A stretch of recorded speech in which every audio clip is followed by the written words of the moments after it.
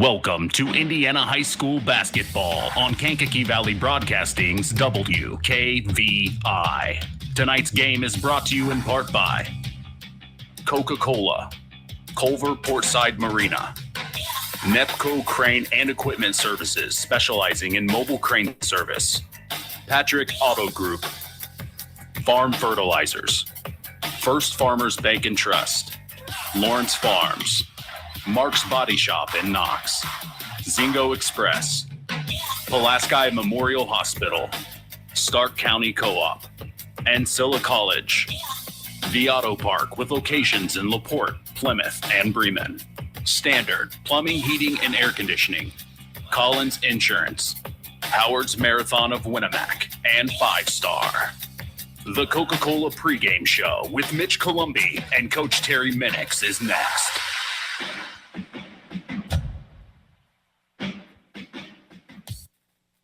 The past few years have highlighted many unsung heroes in our communities, and one that comes to mind are educators. We always appreciate the important work that educators do, but we're especially thankful for how they have gone above and beyond to serve students across Indiana. I'm Paul Knighty, Commissioner of the Indiana High School Athletic Association, and a proud North Posey Viking. And I'm Carrie Rosati, IHSAA Assistant Commissioner and a proud Roncalli Royal. Let's take a moment to thank all of our educators, including those who also coach. They always go the extra mile, not only to develop successful student athletes, but also great people. High school sports would not be what they are without the men and women who teach and coach our state student athletes. To all of our educators, we see you, we care about you, and we're really grateful for you. Let's all support the vital work of teachers and coaches by buying a ticket to your high school's athletic events. This is appreciation. This is gratitude. This is your IHSAA. Rick Rabb, 5 Star, and the Knox Mall. It's another Oh Wow week. Surprise, surprise. Where do we always start, Tony Ross? In the meat department. U.S. government inspected boneless, skinless chicken breast. The Wow of the Week award at $149 a pound. 80% lean ground beef, 5-star quality. In the family pack, $3.99 a pound. Think warm, even if it isn't. Red ripe Florida strawberries, 1 pound carton, $2.99. Now, by the way, where is that 5-star? In the Knox Mall. Since 1936, Standard Plumbing, Heating, and Air Conditioning have always taken pride in doing the job right. Third-generation owner Brian Hammond and his family have always set the standard when it comes to taking care of all your heating and cooling needs. Making your home a comfortable home is the absolute top priority. If you are uncomfortable in your home, give them a call at 574-936-4660. Follow them on Facebook. Let Standard Plumbing, Heating, and Air Conditioning help you take control of your comfort. Welcome to the Coca-Cola pregame show. Now, here are the voices of K99.3, Mitch Columbi and Coach Terry Minix. You are listening to Kankakee Valley Broadcasting's WKVI. Tonight, the South Central Satellites begin their 2023 sectional against the Lady Hawks of Hebron. This is Indiana High School basketball. For the last 57 years, we've experienced sports broadcasting greatness here on WKVI. For that, we tip our hat to Harold Welter and thank him for his dedication and service to local high school sports. Thank you, Harold, for all that you have done for Kankakee Valley Broadcasting. Thank you to our in-game producer, Marilla Schaefer, who is back at KVB headquarters, making sure we are broadcasting out to you live. With us tonight, as our sports analyst, Scott Masters. I am Mitch Columbi. The tradition continues. This is Kankakee Valley Broadcasting's WKVI. And we welcome you to the Nest in North Judson, Indiana, 46366. This is the IHSAA's 2023 Girls Sectional 34 quarterfinals as we are set to continue the new era of Kankakee Valley Broadcasting sports on 99.3 FM and around the world, streaming live on WKVI. As we get all of us ready for our 27th basketball broadcast of the season, we have seen the girls program at South Central a few times already. They have had quite the season this year and are one of the favorites in this sectional, actually. We will get to them in a moment. We have, however, not seen the Lady Hawks of Hebron. When we look at the Lady Hawks, head coach Jerry Bechtold is in his 6th season leading this team. The Lady Hawks had a tough season getting wins under their belt. They come into tonight 5-19 on the year. They wrapped up their regular season last Saturday against Rensselaer Central, in a tough loss, 23-73. Leading the team in scoring is Sydney Elijah, averaging 12.4 points per game, shooting 39% from the floor. Gabby Wagner, leads the team in rebounds, averaging 7.1 per game. Madeline Heck leads the team in assists, averaging 1.8 per game. And leading the team in steals is Sydney Elijah, once again getting 2.5 per game. We turn now to our sports analyst for tonight, Scott Masters. Scott, what's up, man? How are you today, buddy? I am doing great. Sectionals kind of crept up on us pretty fast here. Seems like the first game you and I did together on December 1st was like a couple of weeks ago. I don't know where time went, man. Yeah, time has went pretty quickly. We just did our first game, and now we're into the first round of sectionals here, and we're going to have an interesting game tonight, and we're going to be here for all the action for you for sure.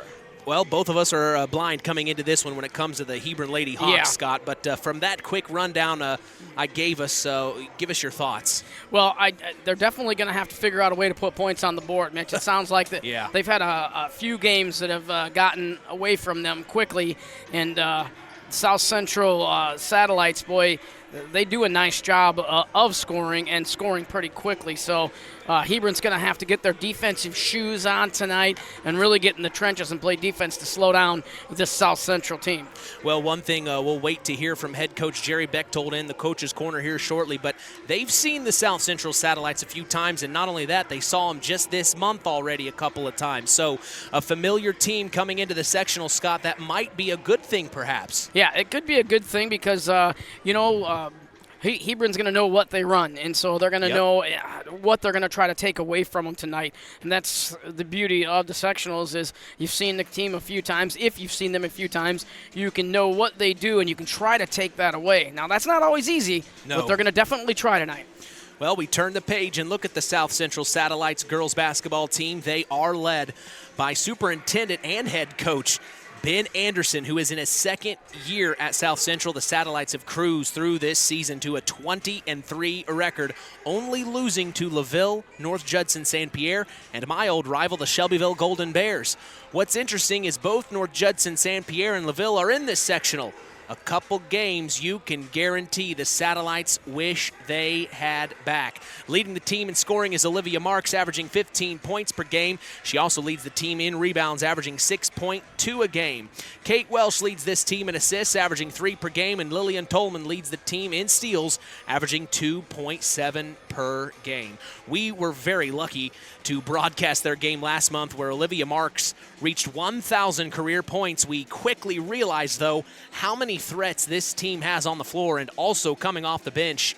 We were also at their final game of the regular season last Friday night in the launch pad where they captured their 2nd straight PCC round robin championship, going undefeated in conference play this season.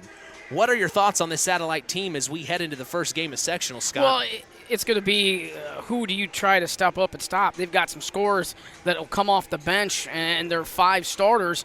They're all capable of scoring as well, so you got to pick which players you're going to, kind of pick your poison, Mitch. You're going to have to pick which ones you're going to let try to score, and then you're going to try to pick the ones you'd like to shut down.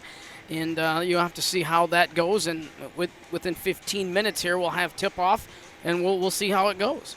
Satellites, Lady Hawks, coming your way. We appreciate you joining us on the Coca-Cola pregame show, refreshing the world, making a difference. We'll be back after a word from our sponsors as the Pulaski Memorial Hospital Injury Report is next. You are listening to Kankakee Valley Broadcasting's WKVI. Real magic is everywhere. It's in your mom's cooking. in 4-hour dinners with friends, in that first bite of something new, and in the fizz of a Coca-Cola.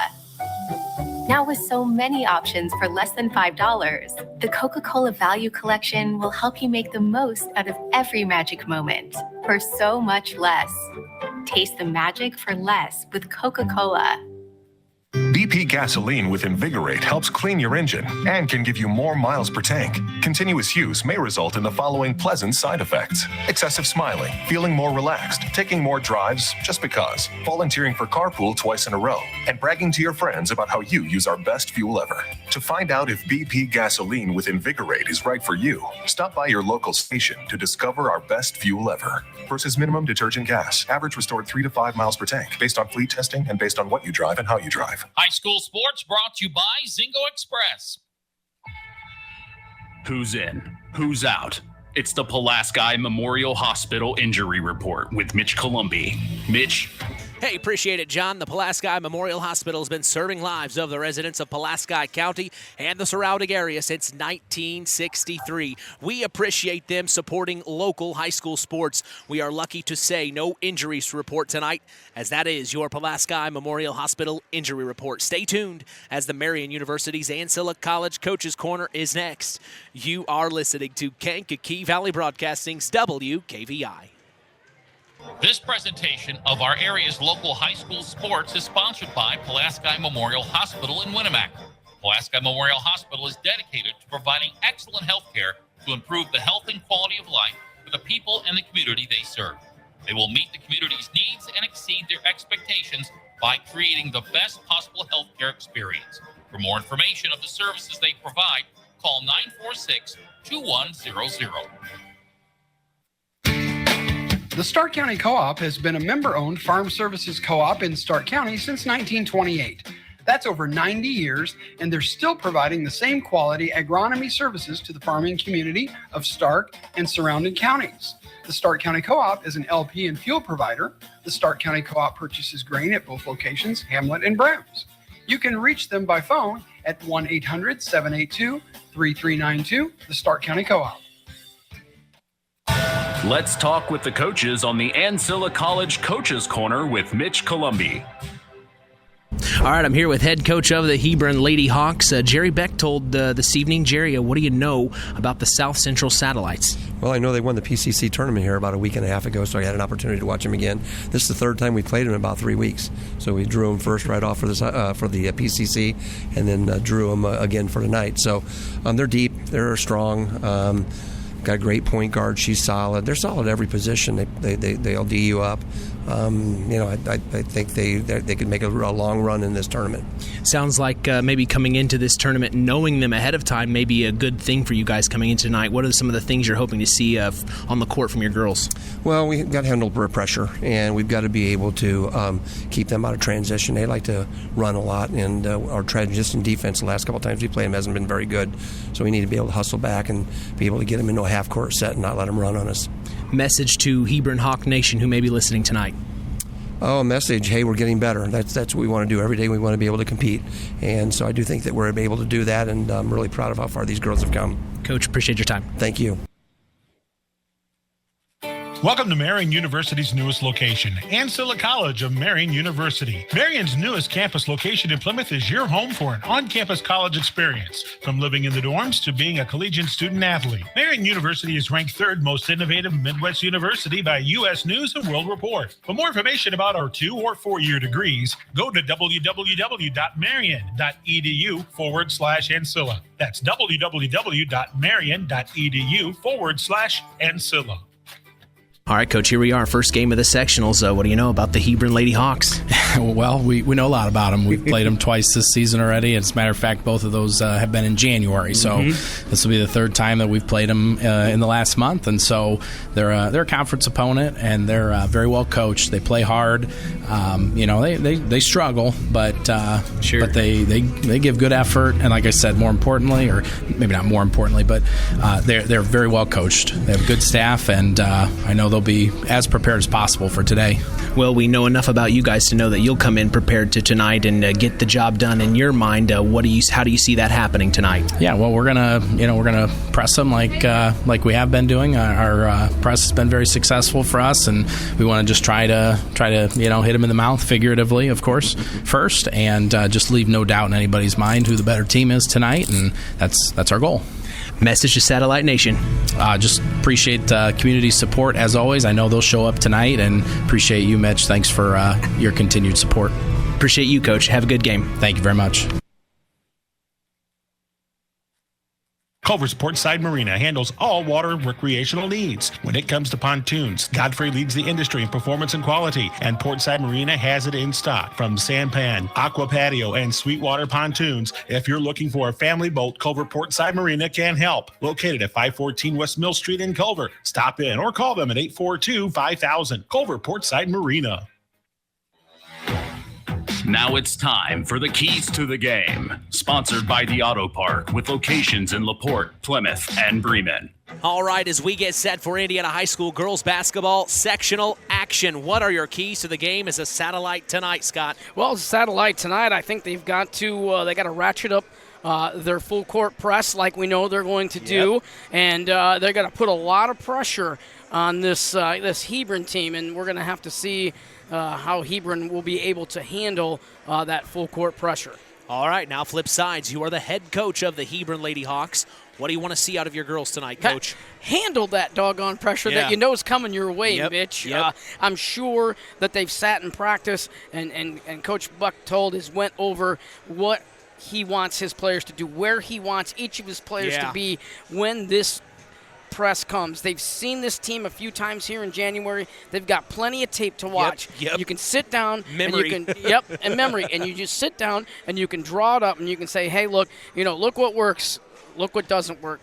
Let's do what works. More of that. Stop doing this, which doesn't work. I know it sounds easy. And then, of course, my thing always, Mitch, free throws. Free throws. Both teams. Hey, you and me both. Both teams. Got to all knock them about down. The free throws. Got to knock them down. Well, hey, one of these two teams is going home tonight. This will be the last game of the year for one of these teams. A lot is on the line here as this is game one of Sectional 34 in IHSAA. We are so glad to be here for you as that's your keys to the game. Sponsored by the Auto Park with locations in LaPorte, Plymouth, and Bremen. Today's broadcast is also brought to you in part by Marian University's Ancilla College. If you are looking for a place to continue your education, visit marian.edu/Ancilla. Time to sit back and chill as the Coca-Cola pregame show continues. Our starting lineup is next. You're listening to Kankakee Valley Broadcasting's WKVI. Have you ever wondered how much I could sell my vehicle for? Well, Auto Park Chevrolet GMC can help with that. We're looking to buy your vehicle. It is a quick, simple process that puts money in your pocket. Stop by the Auto Park on Oak Road for one of our sales professionals to assess your vehicle and have a cash price for you in moments. If you're looking to trade, we have stacks of inventory for you to choose from, or you can walk away with a check in hand. Don't hassle with listing on Marketplace or waiting forever to sell it privately. Let us make you an offer today. Auto Park Chevrolet GMC. Check us out at www.autoparkchevroletbuickgmc.com or call 574-936-5590 or come to see us next to Walmart in Plymouth. This presentation of our area's local high school sports is sponsored by Pulaski Memorial Hospital in Winamac. Pulaski Memorial Hospital is dedicated to providing excellent health care to improve the health and quality of life for the people and the community they serve. They will meet the community's needs and exceed their expectations by creating the best possible health care experience. For more information of the services they provide, call 946-2100. Now it's time for the starting lineups. For the Satellites of Union Mills, Indiana, starting at point guard is Kate Welsh. At the 2 guard is Hope Welsh. Starting at the 3 is Lillian Tolman. At the 4 is Sadie Marks, and at the 5 is Olivia Marks. For the Lady Hawks of Hebron, Indiana, at point guard is Maddie Heck. At the 2 is Paige Rokas. Starting small forward tonight is Kylie Cole. At the 4 is Sydney Elijah, and at the 5 is Gabby Wagner. That is our starting lineup for tonight as we will be right back to get set for tip-off. You are listening to KVB's WKVI. In 49 other states, it's just basketball. But this is Indiana. Stay tuned for more in-game action with Mitch Columbi on Kankakee Valley Broadcasting's WKVI. Real magic is everywhere. It's in your mom's cooking, in 4-hour dinners with friends, in that first bite of something new, and in the fizz of a Coca-Cola. Now with so many options for less than $5, the Coca-Cola Value Collection will help you make the most out of every magic moment for so much less. Taste the magic for less with Coca-Cola. Kankakee Valley Broadcasting, bringing you Indiana High School basketball on 99.3 FM, The Valley. From the Nest in North Judson, Indiana, it's the 2023 IHSAA Sectional 34 quarterfinals, Game 1 between the South Central Satellites and the Hebron Lady Hawks. I am Mitch Columbi. The tradition continues here on Kankakee Valley Broadcasting as WKVI will always be here. We also want to let you know Kankakee Valley Broadcasting's WYMR will always be here too.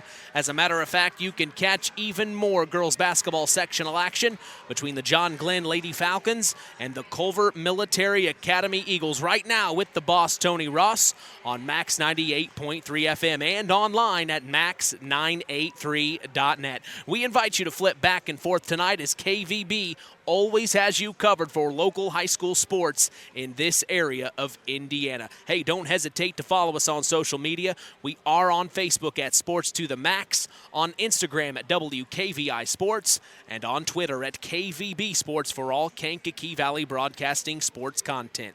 We also remind you every morning to join Rich Wallen on the WKVI Morning Show Monday through Friday, 5 a.m. to 9 a.m. Central. Then in the afternoon, join Lenny Dessauer from 2 p.m. to 6 p.m. Catch local news as well for our area with Kankakee Valley Broadcasting News Director Anita Gooden, who covers news on WYMR and WKVI. Catch our stories on WKVI.com and max983.net to stay up to speed in your local area. Well, we have a couple of minutes here, Scott. What are your thoughts now that we've gone through the pregame, we've done the keys to the game, the last few touches here before we get started? How do you think the Hebron, or what do you think the Hebron Lady Hawks need to do to start right out of the gate? We know these South Central Satellites are going to come out hot. What do the Hebron Lady Hawks need to do first possession? Well, as coaches, Coach Bechtold right now is telling his kids, you know, this is another game. Yes, it's very, very important, and yes, you are in the sectional tournament, but it's just a basketball game. Come out and play. You know, don't let the arena get to you. Don't let the fans get to you. Don't let the sectional tournament get to you. You just come out, you roll the ball out, and you play some ball. Well, I saw you got some popcorn. Is it fresh today? It was fresh, yes. It was fresh today? Yes, it was. Well, I notice every game we've done, you always grab a fresh pop and popcorn. It must be a tradition for you at the ball game. A little bit, yes. I like to rate the popcorn at some of the gyms. Okay, well, if you had to rate it, how's North Judson's? I'll put you on the spot here. Oh, it's good. How's North Judson? Oh, it's good? Oh, yeah. All it right. was warm. So if you're in the area warm. getting to the game tonight, coming for Game 2 for the North Judson-San Pierre Lady Blue Jays, and, of course, they're facing the LaVille Lady Lancers for Game 2. If you're on your way in, getting ready to see some basketball here for Game 1, Scott just said it. Good review on the popcorn. Check out the popcorn. So, little added bonus when you come to the games here as we are under a minute here before we get going. We are proud to let you know the PA announcer tonight in the Nest is senior Logan Radke. You may remember him. Of course, he was part of that semi-state football team that helped his team go all the way to semi-state and face the Adams Central Jets. Of course, that was 2 years in a row they were able to do that. Senior Logan Radke does an excellent job as the public address announcer here. What a video board right in front of us, hanging from the rafters here, Mitch. That is awesome.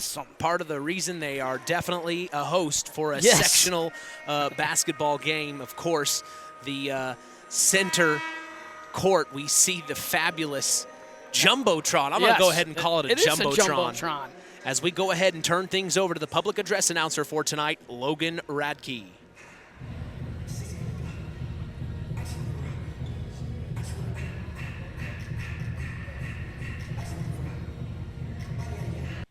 Well, they don't seem to be ready quite yet. I thought they were going to be ready at the end of the clock countdown. Yeah, it's like they had all the time to get ready, and now they're like, oh, they're Looks scrambling. like they've got some changes down there at the scores table. But, yes, Logan Radke is our public address announcer. The clock operator is Dave Altman, and the scorekeeper is Kennedy Baxter. Our officials for this evening are Chris Harrow, Carrie Schnick, and Bob Schellinger. Scott Masters is with us as our sports analyst tonight. I'm Mitch Columbi, proud to be doing the play-by-play as we are set for girls sectional basketball action from North Judson, Indiana. I turn things over to our public address announcer, Logan Radke. We ask that you please rise. Kindly remove your hats as we honor America with the playing of our national anthem.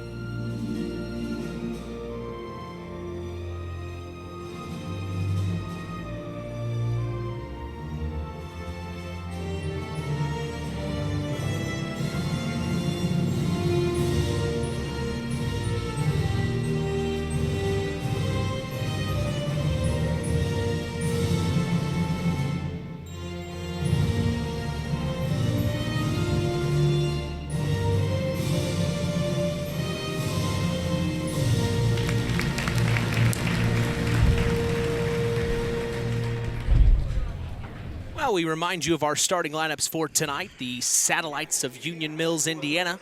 Starting at point guard is Kate Welsh. We're going to hear a lot from her tonight. At the 2 guard is Hope Welsh, her sister. We're definitely going to hear from her tonight. At the 3 is Lillian Tolman. We're definitely going to hear from her tonight, Scott. Yes, at we the are. 4 is Sadie Marks, and at the 5 is Olivia Marks, who we most definitely are going to hear from tonight. For the Lady Hawks of Hebron, Indiana, at point guard is Maddie Heck. At the 2 is Paige Rokas. At the 3 is Kylie Cole. At the 4 is Sydney Elijah, and let me say, she is the leading scorer. We're going to see from her tonight as well. And at the 5 is Gabby Wagner. So the final few moments, they dim the lights here for both teams, it looks scared like. me there for just a second, Mitch. The lights went off, and I'm impressed you're able to still read your sheet. That's pretty good. Well, I squinted. But you see, they've even got flashlights in the in the corner of the gym. That's and great. They've got people flashing the flashlights with the lights down, so it looks like giant spotlights. That's great. Well, hey, it adds to the excitement Sure, here. absolutely. In the nest.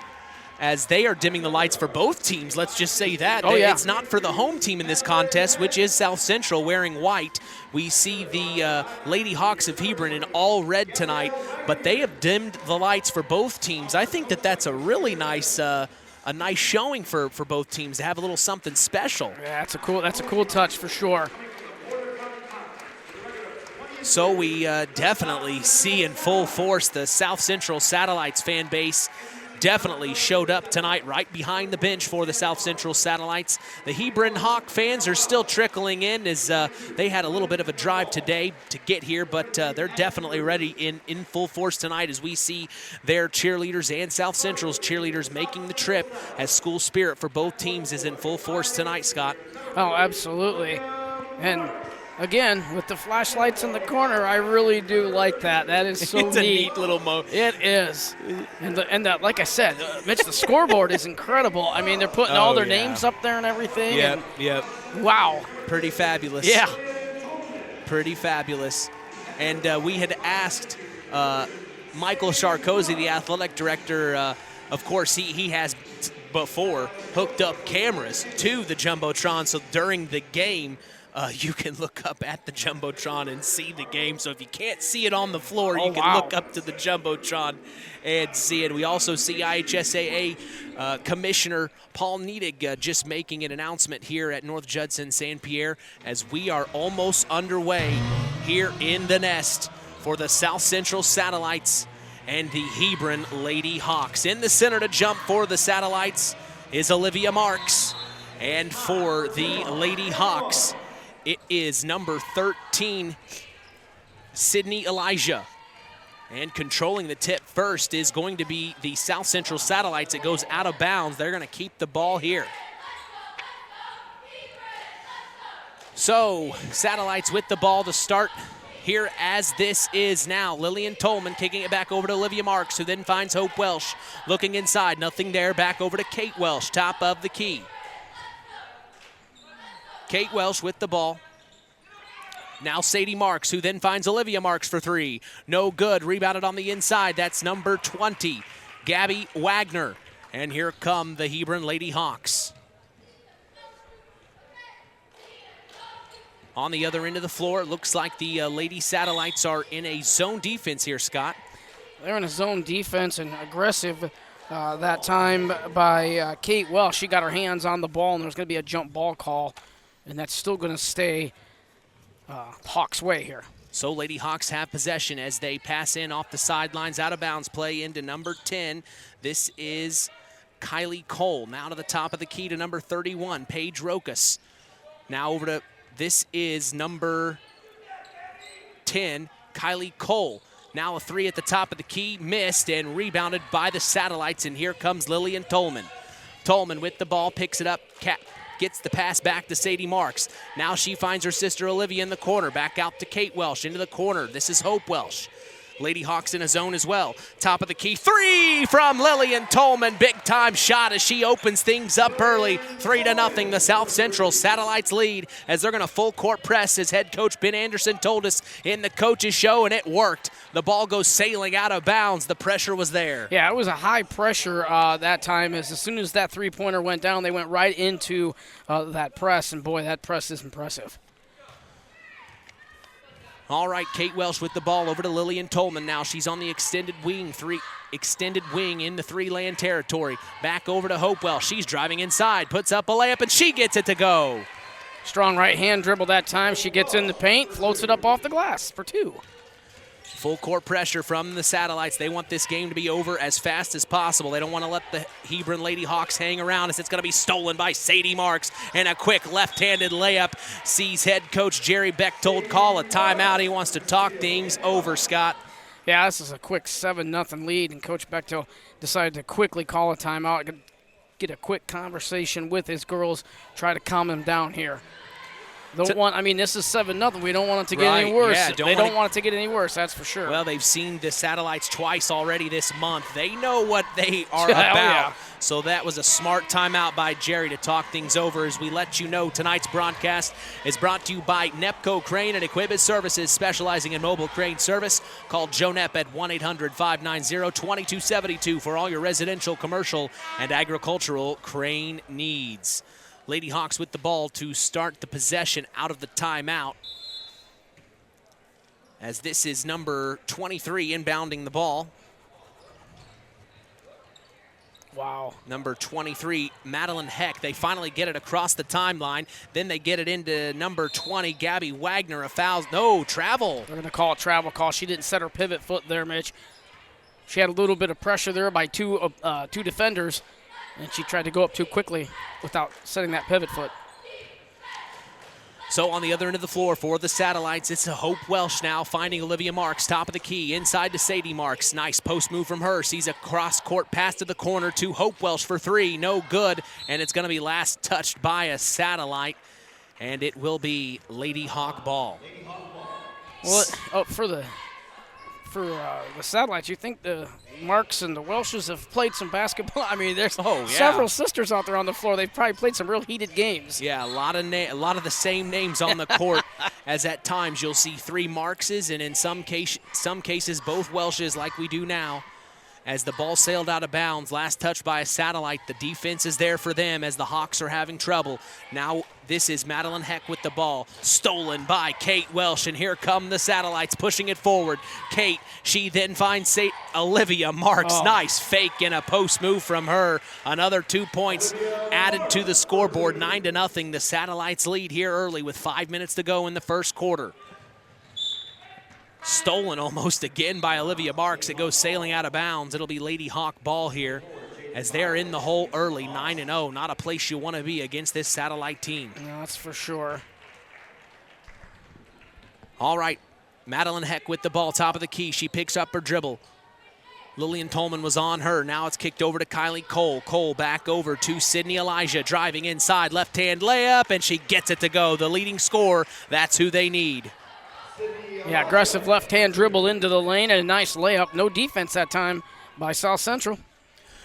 Kate Welsh brings it across the timeline. She moves over and then passes over to the top of the key. This is Olivia Marks, who then finds Lillian Tolman. Tolman with the ball, top of the key. The Lady Hawks still in that zone defense. Here comes the play from the Satellites. Kicks it top of the key. This is Sadie Marks. Marks, oh no, threw it away. Tried to find Kate Welsh, and it's stolen. Here come the Lady Hawks. Kicks it up. This is number 10, Kylie Cole with the ball. She gets it into number 20. This is Gabby Wagner, who then dumps it off, and a foul's called. She dumped it off to number 24, Jaden Byers, and then a foul, it looks like, is called on Olivia Marks. Her first foul of the night. Yeah, that's her first foul, and Byers got good inside position, was able to take that pass, turn around, didn't make the shot, but did get fouled, so her free throws. And we talked about it, and she hit it. We did, yes. First free throw up and away is good from Jaden Byers, the junior. Standing at 5'7", the forward, getting inside position as she made Olivia Marks get her first foul of the night. Missed the second free throw, rebounded by Olivia, and here come the Satellites. Kate Welsh kicking it forward to Hope Welsh, back over to Kate. Thought about a three, now over to Lillian Tolman. She thought about a three. Now she's going to move inside, shoot a 17-footer, extended elbow, no good. Rebounded inside the Lady Hawks, and here they come. This is Madeline Heck, Lillian Tolman all over her. Heck having trouble. She gets it over to Kylie Cole. Cole now drives around Sadie Marks, picks up her dribble and finds a number 23, Madeline Heck, and then a push foul's called. No, I think it's, let's see what Mitch, that's a 10-second call, I believe. Oh, wow. So the press again causes a turnover. So the Satellite defense does what they wanted to do, and they cause the 10-second rule. So a turnover by the Lady Hawks sees the Satellites have possession. 3:40 to go here in the first quarter. They're up by 6 inside. That was taken shot by Sadie Marks. No good. Rebounded Lady Hawks. And then right away, oh, Lillian Tolman had a hand on it, so it goes sailing out of bounds. It'll stay Lady Hawk ball. Yeah, she did a good job of getting her hand in there defensively, but did knock it out of bounds, so it'll still stay Hawk ball. All right. Stolen Lillian Tolman. Fast break opportunity. She's all alone. Right-handed layup. She missed it. Had the defense coming from behind her. Madeline Heck to help there. And then Olivia Marks tried to make a stutter step move, crossover, and she gets called for a travel. Yeah, it was a nice cross-court pass that time, and didn't get the pivot foot set on that pump fake. So that'll be a turnover, and that once again will be Hawks ball. 9-3, South Central with the lead. Full court press from the Satellite sees another turnover for the Lady Hawks, as it's just been that kind of first quarter here, Scott. Yeah, the pressure's definitely bothering Hebron right now. So the Satellites take over here as they throw it back court to Kate Welsh to bring it across the timeline. Lady Hawks have moved into a man-to-man defense here as Olivia Marks has the ball at the top of the key. Kicks it over to Kate Welsh.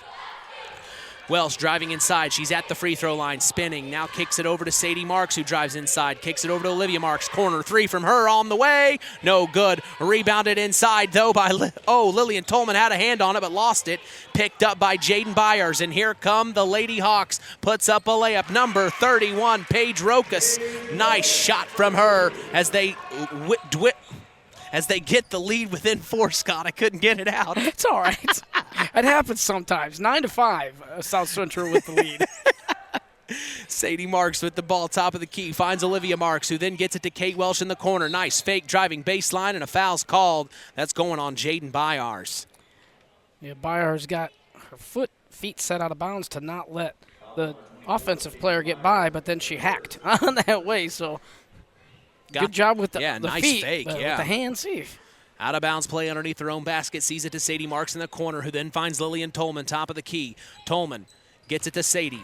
Marks inside, back out to Kate Welsh. Kate Welsh finds Olivia Marks in the corner. Thought about a shot, but no. Back to Hope Welsh, who then has a wide open Olivia Marks in the corner. No three this time. She dribbles back out and finds Kate Welsh top of the key. The Satellites are going to set here. Get a set run play as she finds Sadie Marks. Back over to Hope Welsh. Welsh then finds Kate Welsh in the corner for three. No good. Rebounded by number 23, Madeline Heck. Here come the Lady Hawks to bring it across the timeline. Heck kicks it forward to Elijah. Tried to get it inside to number 20, Gabby Wagner, but it's stolen by the Satellites again. Lillian Tolman with the ball now. Kicks it to Kate Welsh, who then gets it inside to Sadie Marks. Back out to Tolman. Tolman driving inside, picks up her dribble. Back to Marks, who then finds Kate Welsh.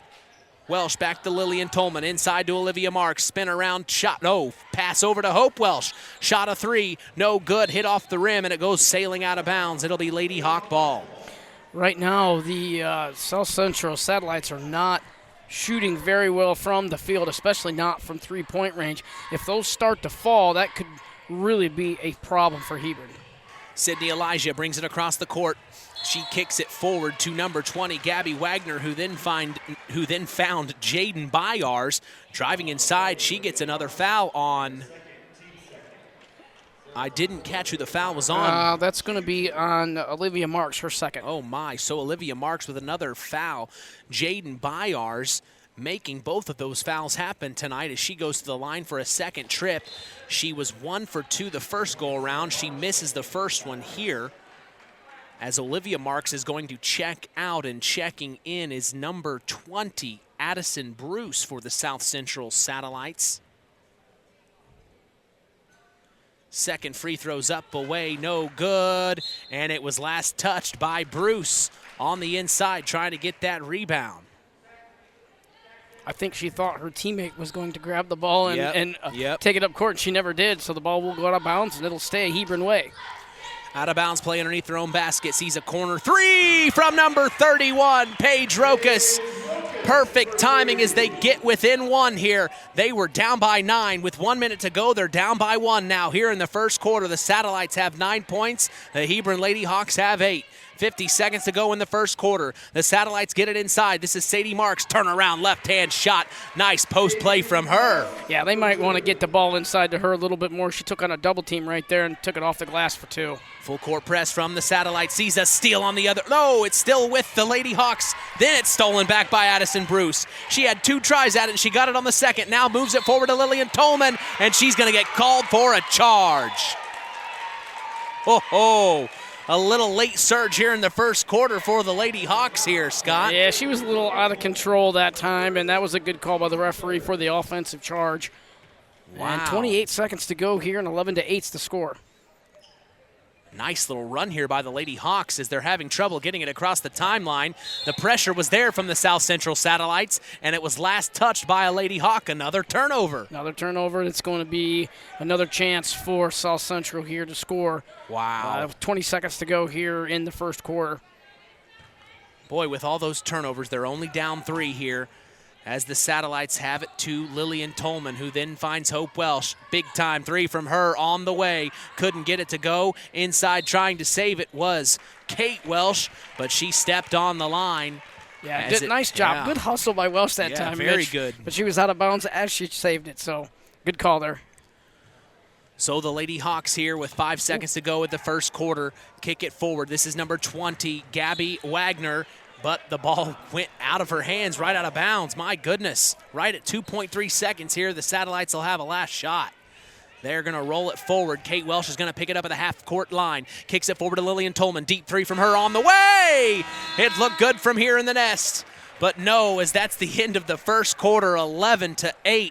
As today's broadcast is brought to you in part by First Farmers Bank and Trust, providing state-of-the-art banking with old-fashioned service. We thank them for supporting local high school sports. Your thoughts for the first quarter, Scott Masters?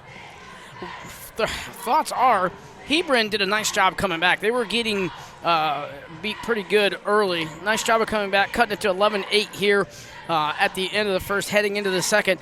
And another thought now, I'm going to go to the Satellite side, and if they start knocking down some of these three-pointers, it could be a long evening because they just haven't hit real well from the field. So either that or they need to maybe put the ball inside a little bit. They've had a little bit of success there on the inside, so maybe they need to keep going inside with the ball. Getting to the free throw line, Yeah. getting Olivia Marks into foul trouble early. And to be quite honest with you, the first quarter felt like it was all South Central, but then that late surge with those 2 free throw trips, getting it inside like you just said, Scott, the Hebron Lady Hawks are within 3 here. They were down 9. Yeah, they've got to be pretty happy with where they sit now here to start the second quarter. So to start the second quarter here, the South Central Satellites will have the ball first as they get it into Kate Welsh to bring it across the timeline.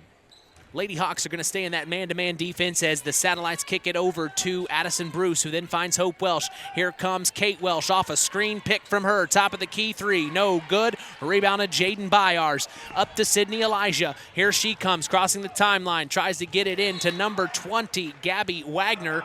But no, it goes off her hands and out of bounds. They're having trouble getting those entry passes. You know, I say this sometimes, Mitch. Maybe a pump fake and a bounce pass is a better idea than the lob.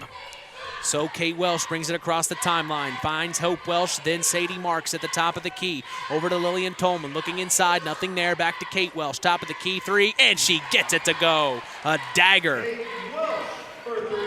Good ball movement that time, and Welsh just knocked it down from downtown. 14-8, the Satellites lead. The full court pressure is on. The Lady Hawks trying to beat it. They push it forward to number 24, Jaden Byars. Jaden falls to the floor, and they're going to call Hope Welsh on a foul. I believe that's her first foul of the night. That's team 4th. So a sideline out of bounds play for the Lady Hawks. They get it into Paige Rokas, back to Sydney Elijah, driving inside, shoots a shot at the right elbow. It's blocked. Here comes Kate Welsh off the block, bringing it down low to Lillian Tolman. Fast break opportunity, sees a quick 2 points, left-handed layup, good. 16-8, the Satellites start the second quarter strong.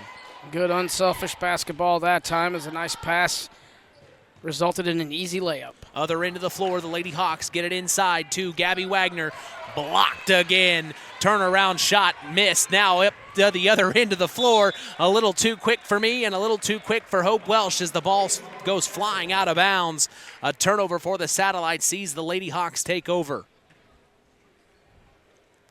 Full court press still on from the Satellites as this is number 23, Madeline Heck, getting it up to Sydney Elijah.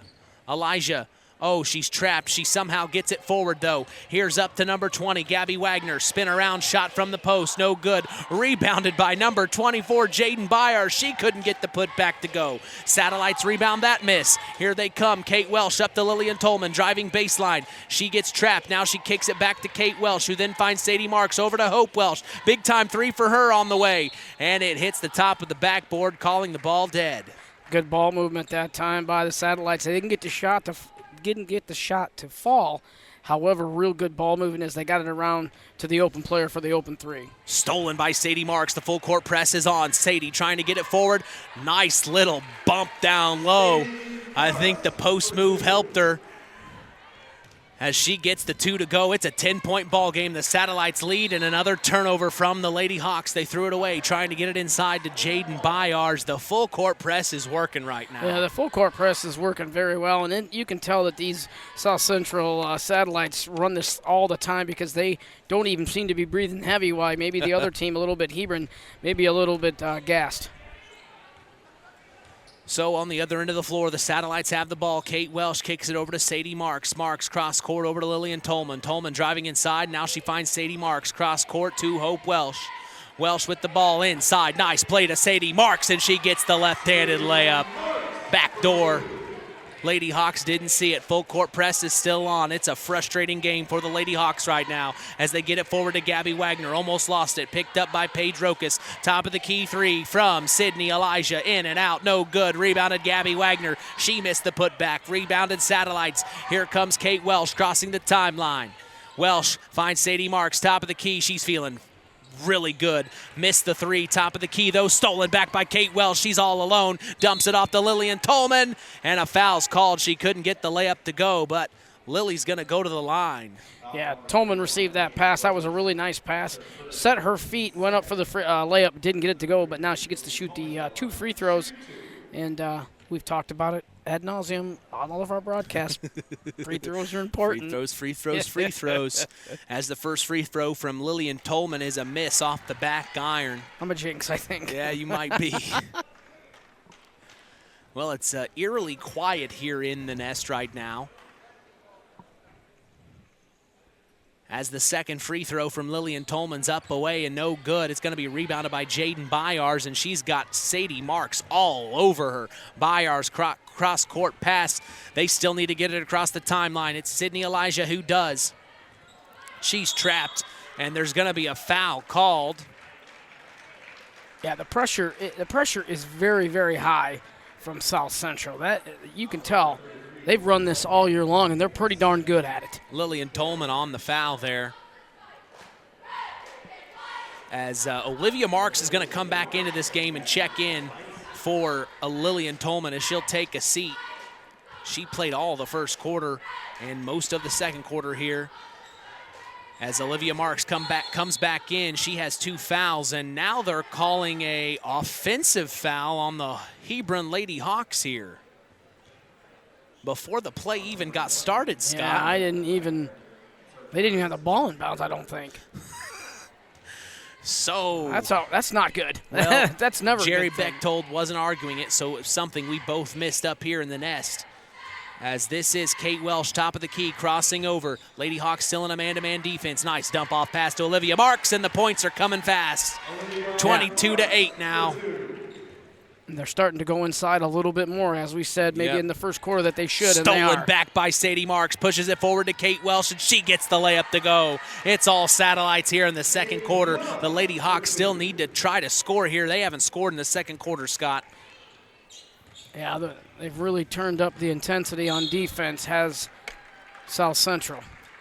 And then a travel called on Madeline Heck. It's just not been their night.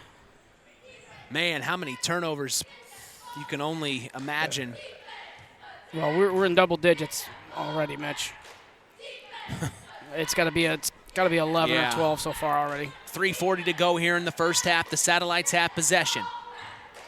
This is Kate Welsh with the ball. Kicks it over to Sadie Marks in the corner. Now wide open inside to Addison Bruce. Missed the layup, though. Rebounded Sydney Elijah. Here come the Hebron Lady Hawks. It's number 23, Madeline Heck, who then finds number 31, Paige Rokas for 3. No good. Rebounded Sydney Elijah, though. Far corner. Back to the top of the key to Madeline Heck. They're going to reset the offense. Kick it over to Paige Rokas.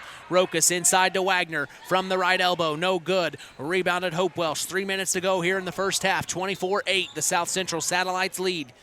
This is a cross-court pass to Hope Welsh, top of the key, 3, and she gets it to go. Another 3 from Hope Welsh, 27-8. Full court press sees Sadie Marks steal it again, puts up the layup, gets her own rebound, and puts that back up and gets it to go. The full court press is working. 21-point game right now. Their hands are so fast for South Central. Trying to get across the timeline. It's Sydney Elijah. Stolen again. This is Addison Bruce going up for the layup. Missed that one. Rebounded by Sadie Marks again, and she gets the put back to go. And I'd say head coach of the Hebron Lady Hawks, Jerry Bechtold's seen enough. He calls timeout as it's 31-8 with 2:26 to go here in the first half. Today's game is brought to you in part by Howard's Marathon of Winamac, serving Pulaski County for 43 years. Call 574-946-6894 and ask for Howard. We thank them for supporting local high school sports. Boy, fast few points there from South Central, Scott. It's getting away from Hebron pretty fast here. Yeah, they can pile it on pretty quickly, as we saw it. Maybe a little bit in the first quarter, kind of feeling each other out. But, boy, the middle of this second quarter, South Central has just put a bunch of points on the board quickly. And that's it's pretty deflating for Hebron, that's for sure. Well, the Hebron Lady Hawks had mentioned they'd seen the South Central Satellites twice this month already. Boy, a third time in the same month, Scott. This is not much fun if you're a Hebron Lady Hawk right now. No, but that's, that is Indiana high school girls basketball. Is once you get towards sectional time, You're going to see your opponents a few times, and unfortunately for Hebron, boy, the Lady Satellites are really playing well right now. Lady Hawks start with the ball here, 2:20 to go in the first half. They're trying to get it across the timeline, and a foul's called on Sadie Marks as the full court press is still on for them. And head coach Ben Anderson told us in the coach's corner in the pregame they were going to press right off the top, and that's exactly what they've done. They don't want to give an inch to the Lady Hawks. No. And we'll see how long they continue to press. They're in a 2-3 zone now defensively are the Satellites. Sydney Elijah kicks it up to the top of the key to Madeline Heck. Maddie Heck then finds number 31, Paige Rokas, back over to Heck. Madeline Heck with the ball back up to the top of the key. Sydney Elijah now inside to Jaden Byar. She's trapped. Kicks it back to the top of the key. Then finds Sydney Elijah, the lefty, for three! Sydney Elijah, good shot from her as she needed that one. Got the team's bench on the floor, standing up off the bench, as that excites the Lady Hawks. 31-11 here, under 2 minutes to go in the first half. Kate Welsh kicks it over. This is Addison Bruce, who then finds Sadie Marks over to Hope Welsh. Welsh back to Kate Welsh. Kate with the ball. She's at the volleyball line, top of the key. She kicks it over to Hope Welsh now. Hope back over to Kate. Kate now with the ball. Inside to Sadie Marks, who then finds Olivia Marks. Fake, and she's called for a travel, as that's a fast first step, Scott. Yep.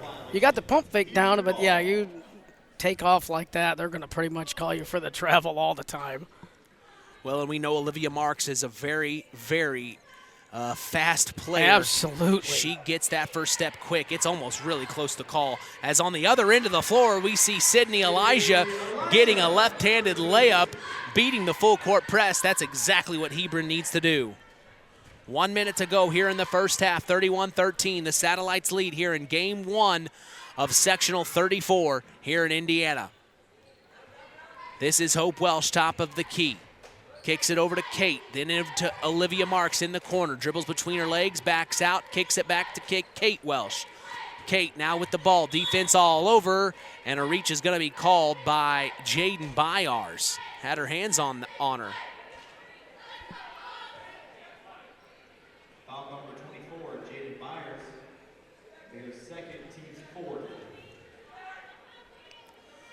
So out of bounds play underneath their own basket. The Satellites kick it into Olivia Marks. Too low of a pass, though. Sees it right off her shin. It goes out of bounds. A turnover for the Satellites. The Hebron Lady Hawks have the ball now. Full court press still on from the South Central Satellites. As we see checking in for Olivia Marks is number 21, McKenna Welsh. So another Welsh, Scott. 3 Welshes on the floor right now. 3 Welshes and 2 Marks. As the defense from the Satellites almost stole it again, but the Hebron Lady Hawks still have possession here with 32 seconds exactly to go in the first half. They kick it in. This is Paige Rokas with the ball, top of the key. Dribbles up to Sydney Elijah now with the ball. Sydney kicks it back to the top of the key to Madeline Heck, who then finds Paige Rokas.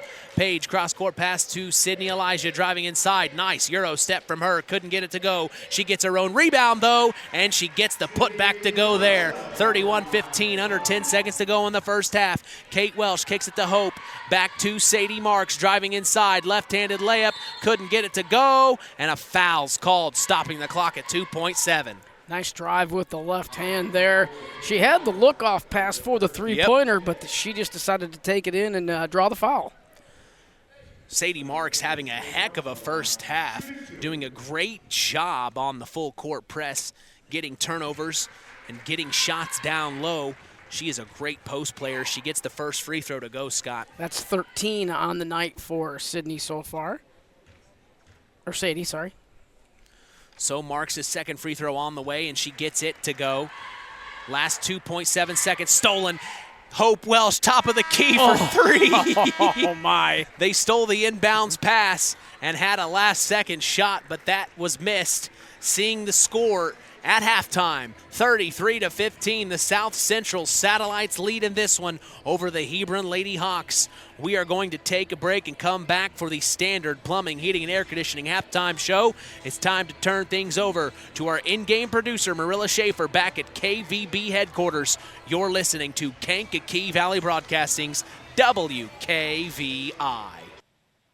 On the way home from the game, a deer jumps in front of your truck.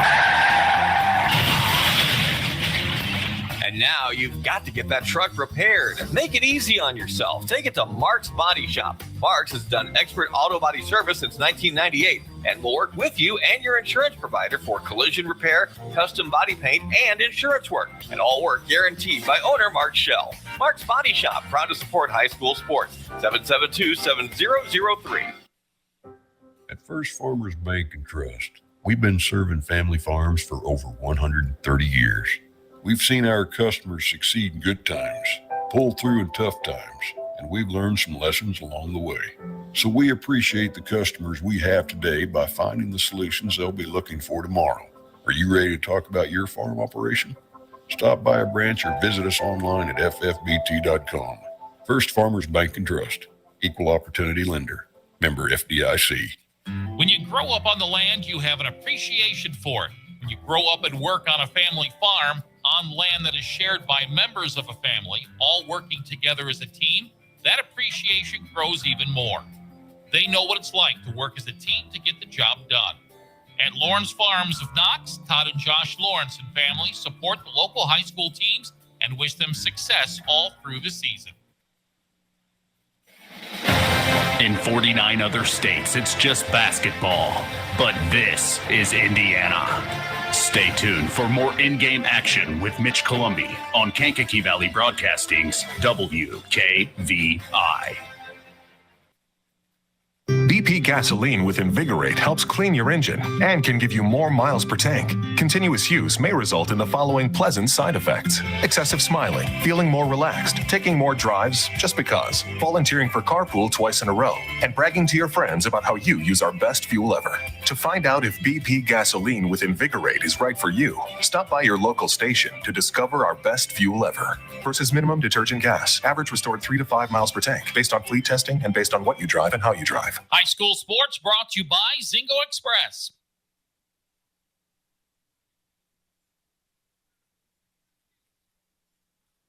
Rick Rabb, 5-star, and the Knox Mall. It's another oh wow week. Surprise, surprise. Where do we always start? Tony Ross in the meat department. You got loin and pork roast. You can have end-cut pork chops. Family packs, $139 a pound. Our family smoked sliced bacon, the big 1-pound package, $3.99. Let's go to Florida for just a minute. Think warm, even if it isn't. Red ripe Florida strawberries, 1-pound carton, $2.99. Now, by the way, where's that 5-star? In the Knox Mall. Welcome to Marion University's newest location, Ancilla College of Marion University. Marion's newest campus location in Plymouth is your home for an on-campus college experience. From living in the dorms to being a collegiate student-athlete, Marion University is ranked 3rd most innovative Midwest university by U.S. News & World Report. For more information about our 2- or 4-year degrees, go to www.marion.edu/Ancilla. That's www.marion.edu/Ancilla. Welcome to the Standard Plumbing, Heating, and Air Conditioning Halftime Show on K99.3 FM. Here's Mitch Columbi. 33-15 as the South Central Satellites lead the Hebron Lady Hawks in Game 1 of Sectional 34, as this is the IHSAA Sectional 34 Game 1.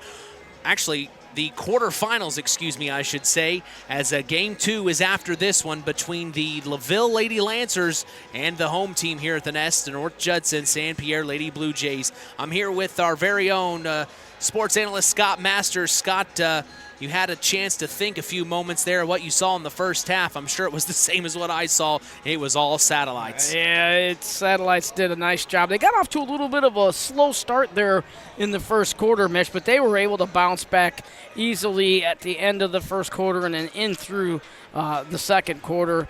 And they just have done a lot of things right, almost not anything wrong, and they have just really, really ran that press to a T to really frustrate Hebron. Well, Standard Plumbing, Heating, and Air Conditioning is proud to be part of the broadcast this evening. If you are uncomfortable in your home, give third-generation owner Brian Hammond a call at 574-936-4660. Serving the local area since 1936 as the Standard Plumbing, Heating, and Air Conditioning halftime show continues. For Scott Masters, I'm Mitch Columby. You're listening to Kankakee Valley Broadcasting's WKVI.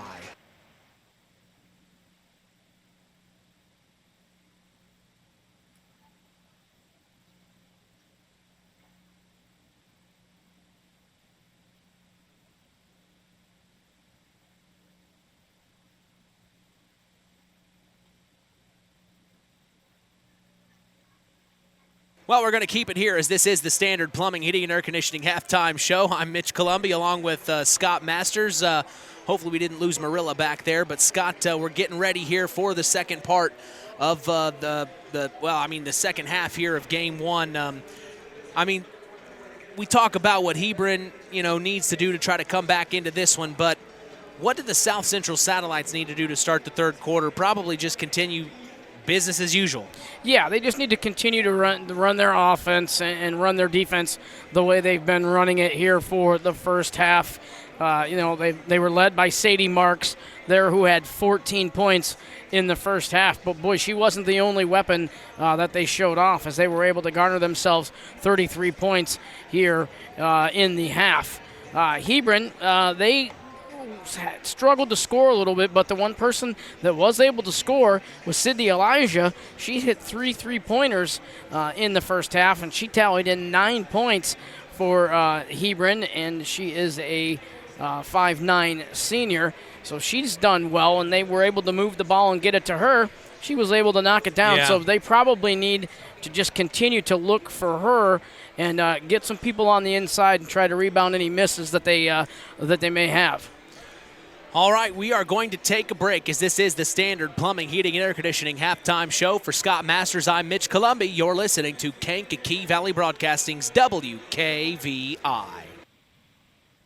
Since 1936, Standard Plumbing, Heating, and Air Conditioning have always taken pride in doing the job right. Third-generation owner Brian Hammond and his family have always set the standard when it comes to taking care of all your heating and cooling needs. Making your home a comfortable home is the absolute top priority. If you are uncomfortable in your home, give them a call at 574-936-4660. Follow them on Facebook. Let Standard Plumbing, Heating, and Air Conditioning help you take control of your comfort. Kankakee Valley Broadcasting, bringing you Indiana High School basketball on 99.3 FM, The Valley. Second half girls sectional basketball action coming your way between the South Central Satellites and the Hebron Lady Hawks. 33-15, South Central leads. You're listening to KVB's WKVI. In 49 other states, it's just basketball. But this is Indiana. Stay tuned for more in-game action with Mitch Columby on Kankakee Valley Broadcasting's WKVI. Culver's Portside Marina handles all water recreational needs. When it comes to pontoons, Godfrey leads the industry in performance and quality, and Portside Marina has it in stock. From sampan, aqua patio, and sweetwater pontoons, if you're looking for a family boat, Culver Portside Marina can help. Located at 514 West Mill Street in Culver. Stop in or call them at 842-5000. Culver Portside Marina. Hey folks, Auto Park Fort LaPorte has got some news for you. We now have the largest selection of pre-owned vehicles in LaPorte County. So if you're in the market, come and check us out, because right now is the best time to trade in your current vehicle. Not interested in purchasing a vehicle? That's okay. We'll buy yours even if you don't buy ours. Not currently in the market, but your car needs serviced? Come check out our newly renovated service department and let them take care of all your service needs. And remember, we're not just an auto dealer, we're an auto park. Kankakee Valley Broadcasting, bringing you Indiana High School basketball on 99.3 FM, The Valley.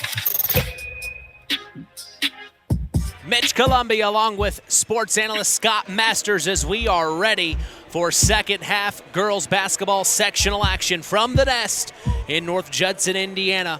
as this is the home to the North Judson-San Pierre Lady Blue Jays. We will be seeing the Lady Jays here in just a few moments after this game one between the South Central Satellites and the Hebron Lady Hawks. Scott, final words before we get into the third quarter here.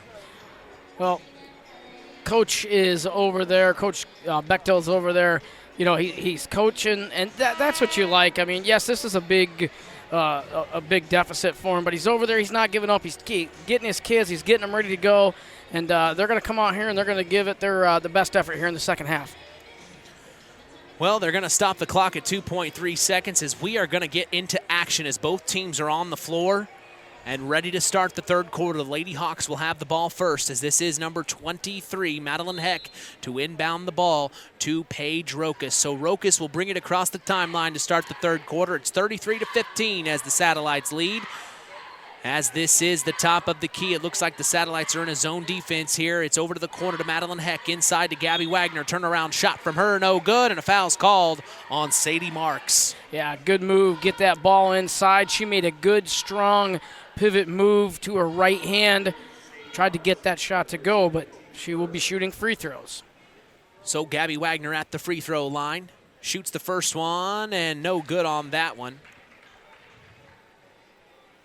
You just look over at the Lady Hawks bench and see the assistant coach just scratch their head. They hate seeing missed free throws, Scott, just like you. Absolutely. Second missed free throw again from Gabby Wagner, but it's rebounded by Sydney Elijah, who then kicks it out for a big-time three from number 23. That was Madeline Heck, no good.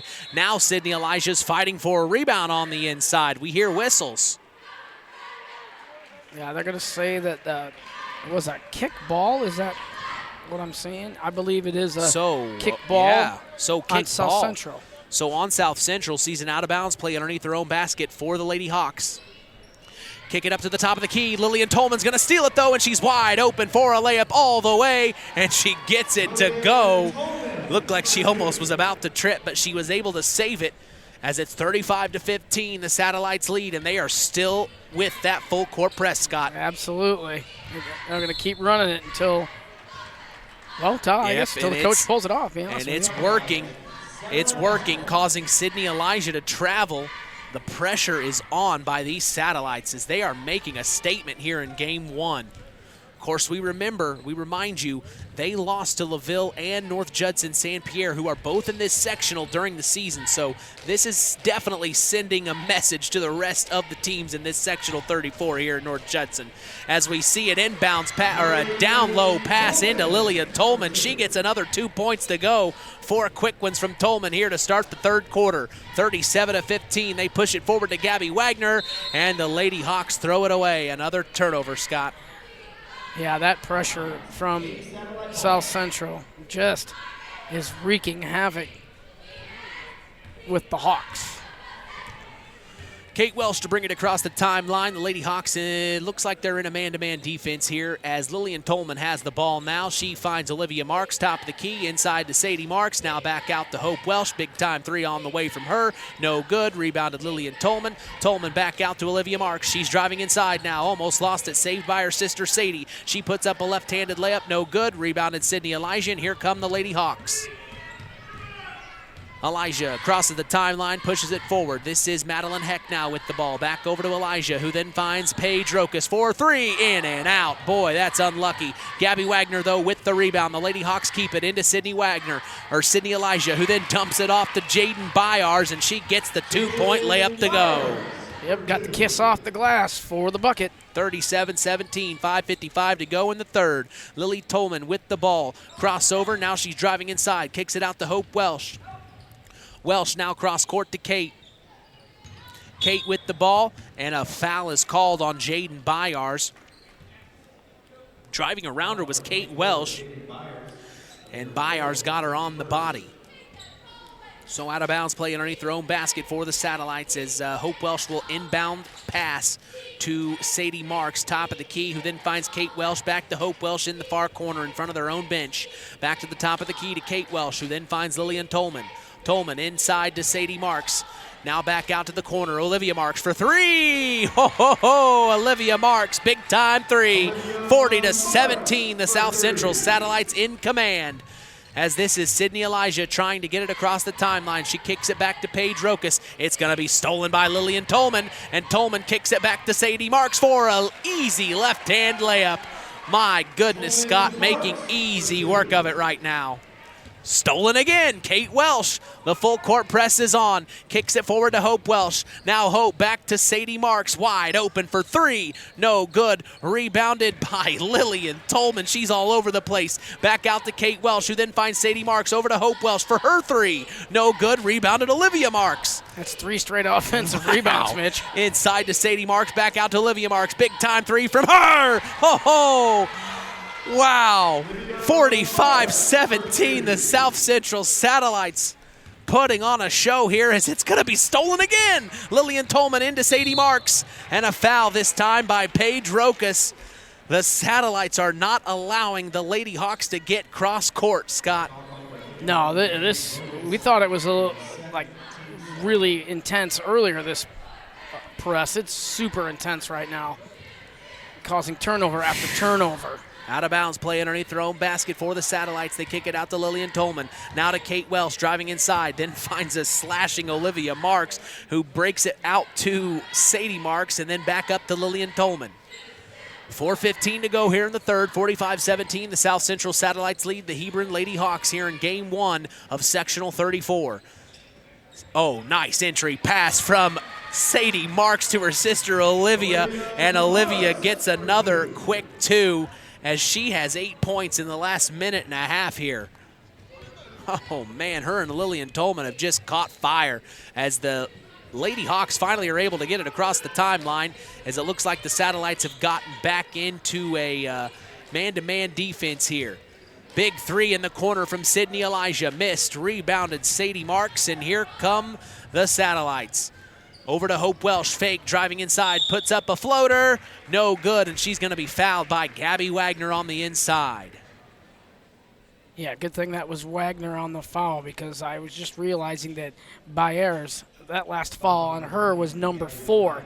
So she's playing here right now in this third quarter with 4 fouls. She can't afford another one. Obviously, she hits that 5th, she's out of the game. So Hope Welsh making the first of 2 free throws here. Second one's on the way. A little too hard there as she misses it. Rebounded by Gabby Wagner. And you're right, the full court press has been pulled back by the Satellites here with 3:25 to go. 48-17 in the third quarter. The Satellites lead as this is number 23, Madeline Heck for 3. And that's the shot they needed here. 48-20 as here come the Satellites. This is Kate Welsh crossing the timeline. Now's Hope Welsh with the ball. Hope back up top of the key to Kate. Kate thought about a shot, now kicks it over to Hope. Hope extended wing in front of her own bench, kicks it over to Kate. Now Kate with a nice fake, driving inside, hesitation move, gets the layup to go. It's a 30-point ball game, 50-20, 2:50 to go in the third. As this is number 23, Madeline Heck, getting it up to number 31, Paige Rokas, couldn't get the layup to go. Rebounded Satellites, here comes Lillian Tolman. Tolman then finds Hope Welsh, top of the key for 3, on the way. No good, too hard, rebounded Gabby Wagner. Now here come the Lady Hawks, pushing it forward. This is Jaden Byars, back over to 31. This is Paige Rokas for 3, overshot it, rebounded Gabby Wagner, and she gets the put back, 2 points to go. Yeah, Wagner on a nice job there, knocking it away on defense and being right there on the spot to put it off the glass for 2. Kate Welsh crosses the timeline at the top of the key. Lady Hawks in that man-to-man defense. She kicks it over to Hope Welsh. Hope Welsh inside to Olivia Marks. Missed, and here come the Lady Hawks. This is number 23. Oh, stolen. No, still here, number 23. That is Madeline Heck now with the ball. Heck back over to Jaden Byars. And a timeout by head coach Jerry Bechtold. He wants to talk things over here as they have a moment to set up a play, it looks like, Scott. Yeah, he called a quick timeout. He didn't like the way that they were setting the offense up. In fact, I think he called a play a couple times and it wasn't run. So he wanted to call a quick timeout to get this play that he wants run in right now.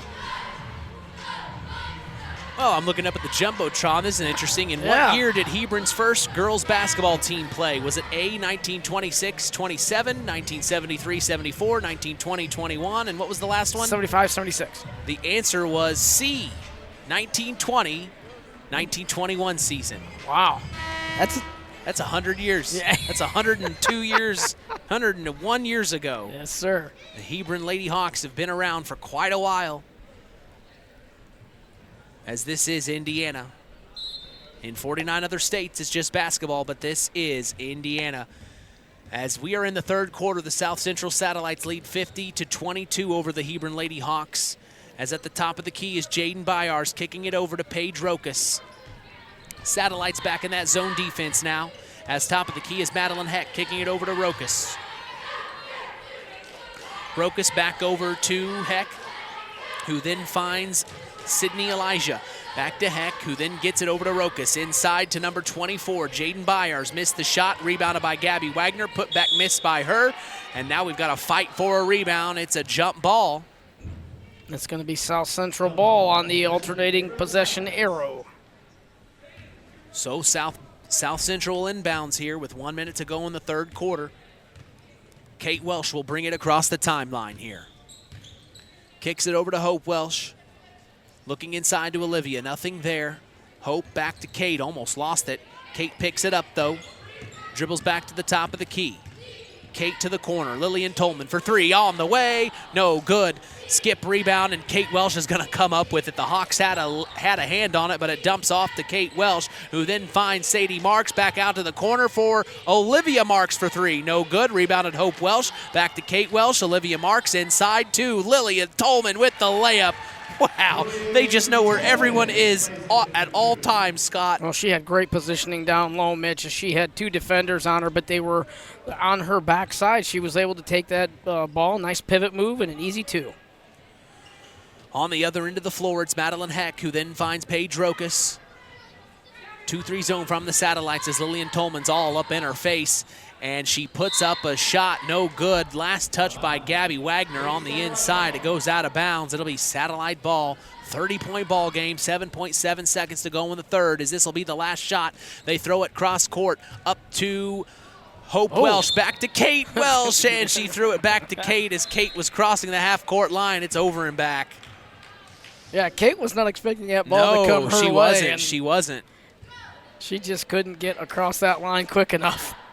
So the Lady Hawks will have the last shot. They get it to Sydney Elijah. She shoots a three, and it's no good, as that's the end of the third quarter, 52-23. As we thank Farm Fertilizer for sponsoring tonight's broadcast. Call them at 574-867-2441. That's Farm Fertilizer, helping to move the bar on yield and crop investment returns.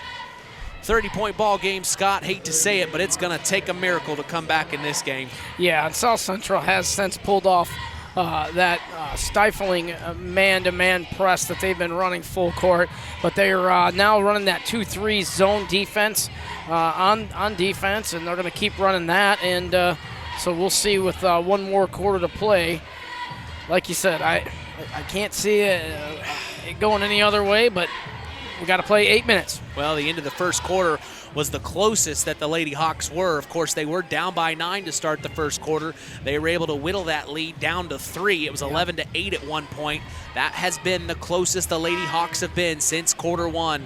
And since that time, the South Central Lady Satellites have, do you say Lady Satellites? I always go back and forth on that. Is there such a thing as a Lady Satellite? I think so. I think you say I guess you can't assume gender these days, so. Yeah. So out of bounds play.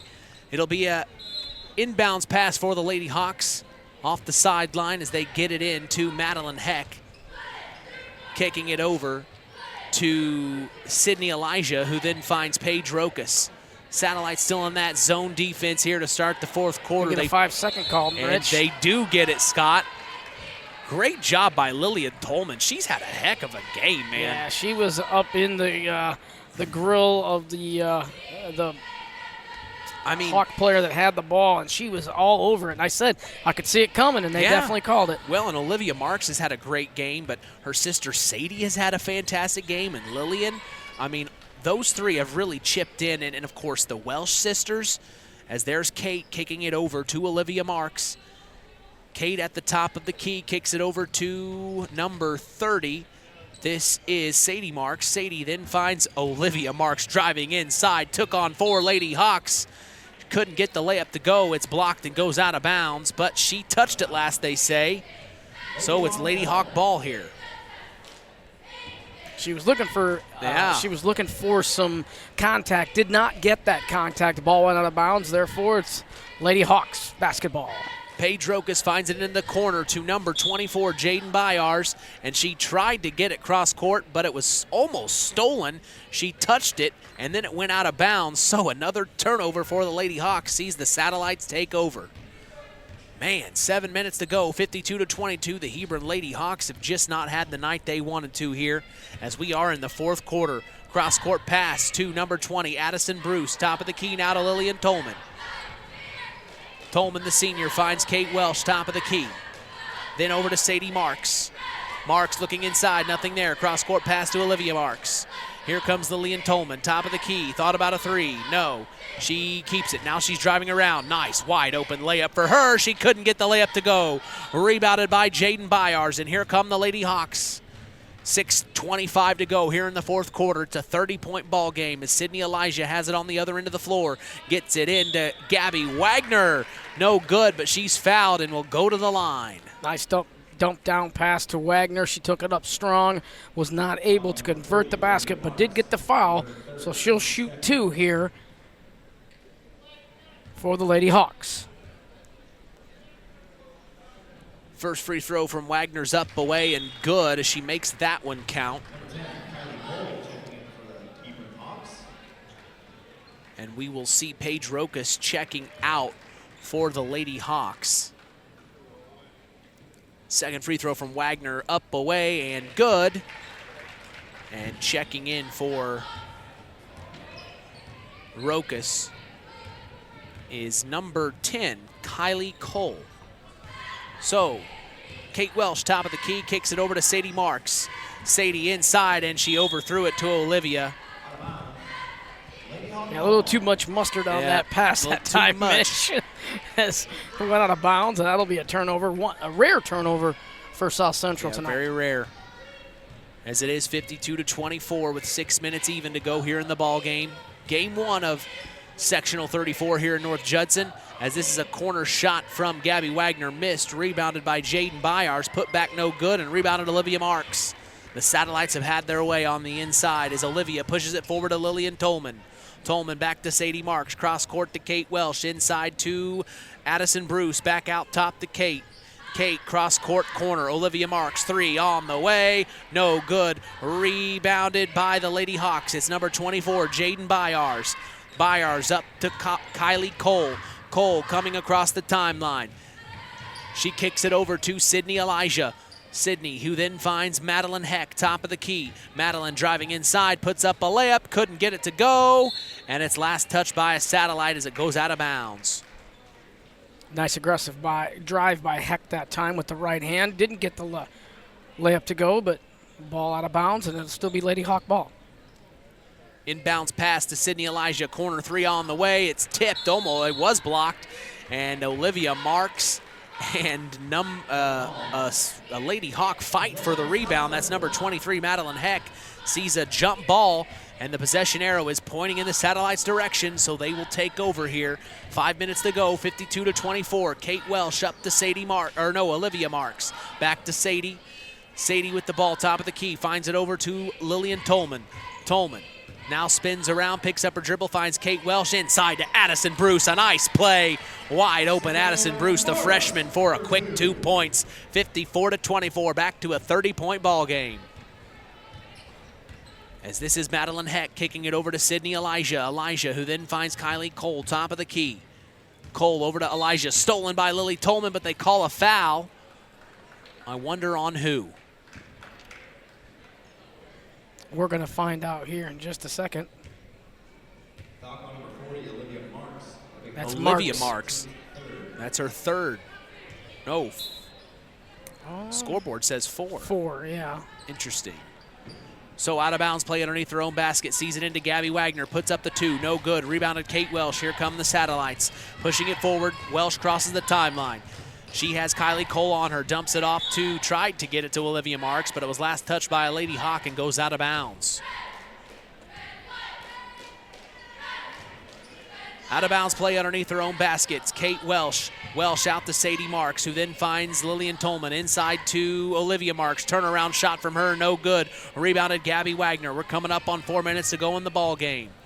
All Satellites tonight here in this first game of Sectional 34. Sydney Elijah with the ball now. Kicks it over to number 23. This is Madeline Heck, who then finds Kylie Cole. Back to Heck, top of the key. Heck with Lillian Tolman on her. The Satellites are in that zone still. Cole inside to number 24, Jaden Byars. Back out to Cole, who then finds Madeline Heck. That's going to be a reach-in foul that time.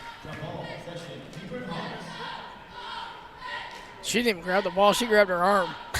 So that's what the call was. That was pretty easy for the referee to call. Yep. All right, Kylie Cole with the ball. Big 3 on the way from the Lady Hawks. No good. The Satellites are going to come up with the rebound. Kate Welsh, long pass, pushes it forward to Lillian Tolman. She stops, pops, and she gets fouled by Jaden Byars. She's going to go to the line, Scott. That's going to be Byars' 5th. I think she's going to, if that is on Byars, she's going to have to leave the contest. It is. So she will leave the contest now. Hey, she went a long time with 4 fouls. I mean, she got that 4th foul with about 3 minutes to go in the second quarter. So she did a nice job of playing with 4 fouls.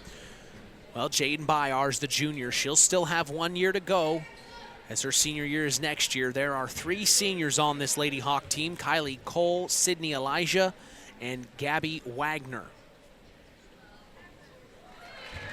Free throw from Lillian Tolman is good, making it 55-24 with 3:30 to go here in the fourth quarter, as it's looking like the 3 seniors for the Lady Hawks are in the last game of their high school career tonight, Scott. Lillian Tolman's second free throw's up, away, and good, making it 56-24. It'd take a miracle and several prayers to get back into this one. And it's always hard when you know you're embarking on your last time in playing. The worst feeling ever. It is. Into Gabby Wagner, who then sees a steal by Lillian Tolman on the other end, and here come the Satellites. Tolman's going to bring it across the timeline, picks up her dribble, finds Hope Welsh in the far corner. Now up to Sadie Marks. Olivia Marks flashing, nothing there. Back to the corner to Hope Welsh, inside. Nice pin by Olivia Marks. She gets it back out to Hope Welsh, and it's overthrown. Another turnover for the Satellites, and Olivia says, my bad. She gives a 5 to Hope Welsh, saying, that's my bad. Yeah, but I don't even think they have double digits yet for turnovers due South Central yet. It's maybe 4 or 5. Yeah, I think it's 5. Kylie Cole, big-time 3 on the other end from her for the Lady Hawks. Missed and rebounded by Olivia Marks. The Satellites are going to bring it up here with 2:40 to go in the fourth quarter. They have had an amazing opening game here in Sectional 34. Is inside to Olivia Marks. Now back out to Addison Bruce, who then finds Sadie Marks. Now cross court to Hope Welsh. Up top of the key now to Lillian Tolman. She's directing the offense, pointing them in the direction she wants. Now she finds Olivia Marks. Back to Sadie Marks, top of the key. Here comes the play. Up to Hope Welsh, top of the key. Sydney Elijah on her. Cross court pass to Lillian Tolman. Almost thought about a 3. Fakes, drives around, back to Hope Welsh, top of the key for 3. No good. Rebounded by Madeline Heck. Here come the Lady Hawks, pushing it forward to Sydney Elijah, and she's going to be fouled and go to the line for 2 on the miss. Nice power dribble that time as she received the pass, set herself, did the one power dribble, went up and got fouled. Free throws once again for the Lady Hawks. Sydney Elijah at the free throw line. Her first one's up, away, and no good off left iron.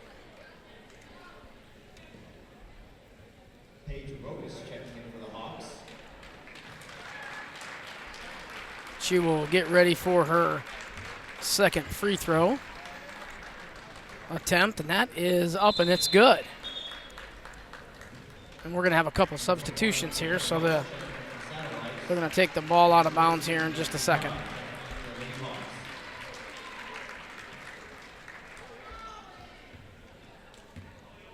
All right. So they will get it into Sadie Marks to bring it across the timeline for the Satellites.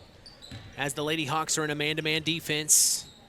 Satellites kick it up to someone new in the ball game. It's McKenna Welsh, who then kicks it over to Olivia Marks, then finds Hope Welsh. Inside to Sadie Marks, and the play worked beautifully. Great play from the Satellites, scoring a quick, easy 2. Yep, they ran their offense very efficiently there. Got an easy layup for 2. All right, the Lady Hawks in the corner. The Satellites in that 2-3 zone.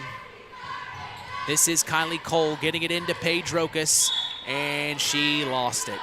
Man, another turnover. So checking in for Olivia Marks is number 22, Gwendolyn Mendenhall, and Hope Welsh will check out as 23. Number 23, who is not on the program, just checked in. Yeah. I don't have a 23 either. I was checking it out myself. I know. So Sadie Marks brings it across the timeline. This is number 21 with the ball. McKenna Welsh, who then finds number 20, Addison Bruce. Inside to number 23. Now a shot, number 21. That was McKenna Welsh, no good. Back out to Sadie Marks. Sadie driving inside, puts up the left-hand layup, and she gets it to go. Nice play by her, 60-25. 40 seconds to go in game 1 here, as the South Central Lady Satellites are going to pull this one out. Driving inside is number 23, Madeline Heck, kicks it to the corner. Paige Rokas, no good for 3. Rebounded inside, though, by the Lady Hawks. Number 14, that was Macy Depra, and it's no good. Rebounded by the Satellites. They kick it forward to number 21, McKenna Welsh, as she gets an 18-footer in the corner to go. She gets on the books. She's smiling, very happy with that. As here's crossing the timeline, number 23, Madeline Heck, top of the key. She shoots a 3. No good. Rebounded on the inside by number 14. That is Macy Depra, and she couldn't get it to go, but that will be the end of the ball game as the South Central Satellites take care of business in game 1, 62-25.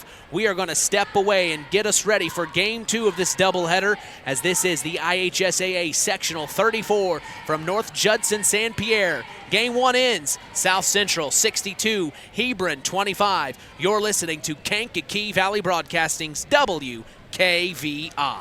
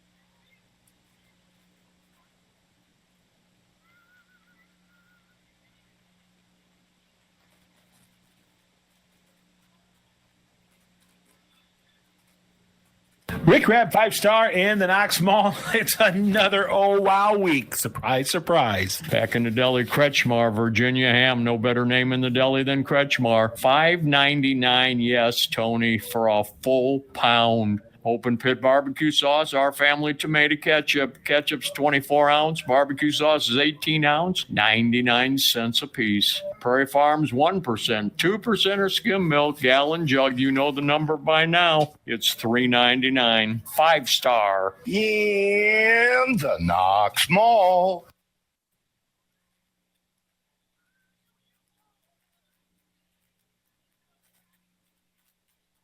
Kankakee Valley Broadcasting, bringing you Indiana High School basketball on 99.3 FM, The Valley.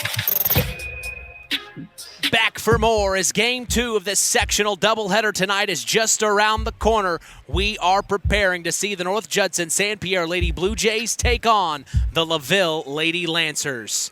We welcome you back to the Nest in North Judson, Indiana, 46366. As we get you ready for our 28th basketball broadcast of the season, we have seen both of these teams in action recently, and we are expecting a great matchup here in Game 2 tonight. Let's get right into it. We look at the North Judson-San Pierre Lady Blue Jays and head coach Bailey Goodman, who is in her second season leading the girls program. The Lady Jays come into tonight off a big win over Triton to finish off their regular season. 42-47 was the score of that game. Of course, just 8 days prior to that, Sophie Frazier eclipsed 1,000 career points, a night she will always remember. The Jays have had a stellar year winning against teams like Rochester, Knox, and the heavy hitters we just saw from South Central. Yeah, they beat them in a close one. We just saw South Central put up a heck of a game against the Hebron Lady Hawks. The Lady Jays also beat conference foe LaVille 31-23. An interesting side note is this is a rematch I'm sure the Lady Lancers are looking forward to. The Lady Jays have shown us they can play with the best in the area, and they have the pieces to make a run in this sectional. The Lady Jays finished their season at 15-7 on the year. Leading the Jays in scoring is Sophie Frazier, averaging 16.4 points a game. She also leads the team in rebounds with just under 9 per game. Leading the team in assists and steals is Olivia Burkett, averaging 4.4 dimes per game and 1.6 takeaways per game. With a leader like senior Sophie Frazier on this team, you can't count the Jays out.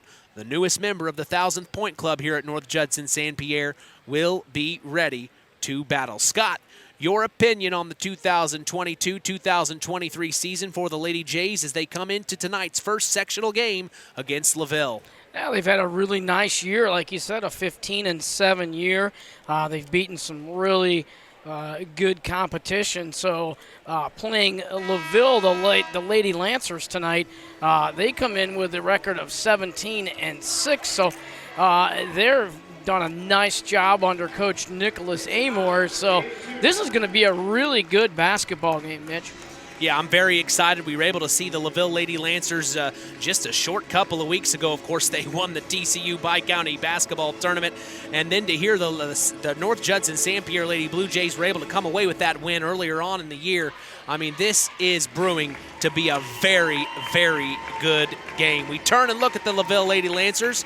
Nicholas Amor is in his first season as the head coach. The Lancers come into tonight winning their last 6 games of the regular season.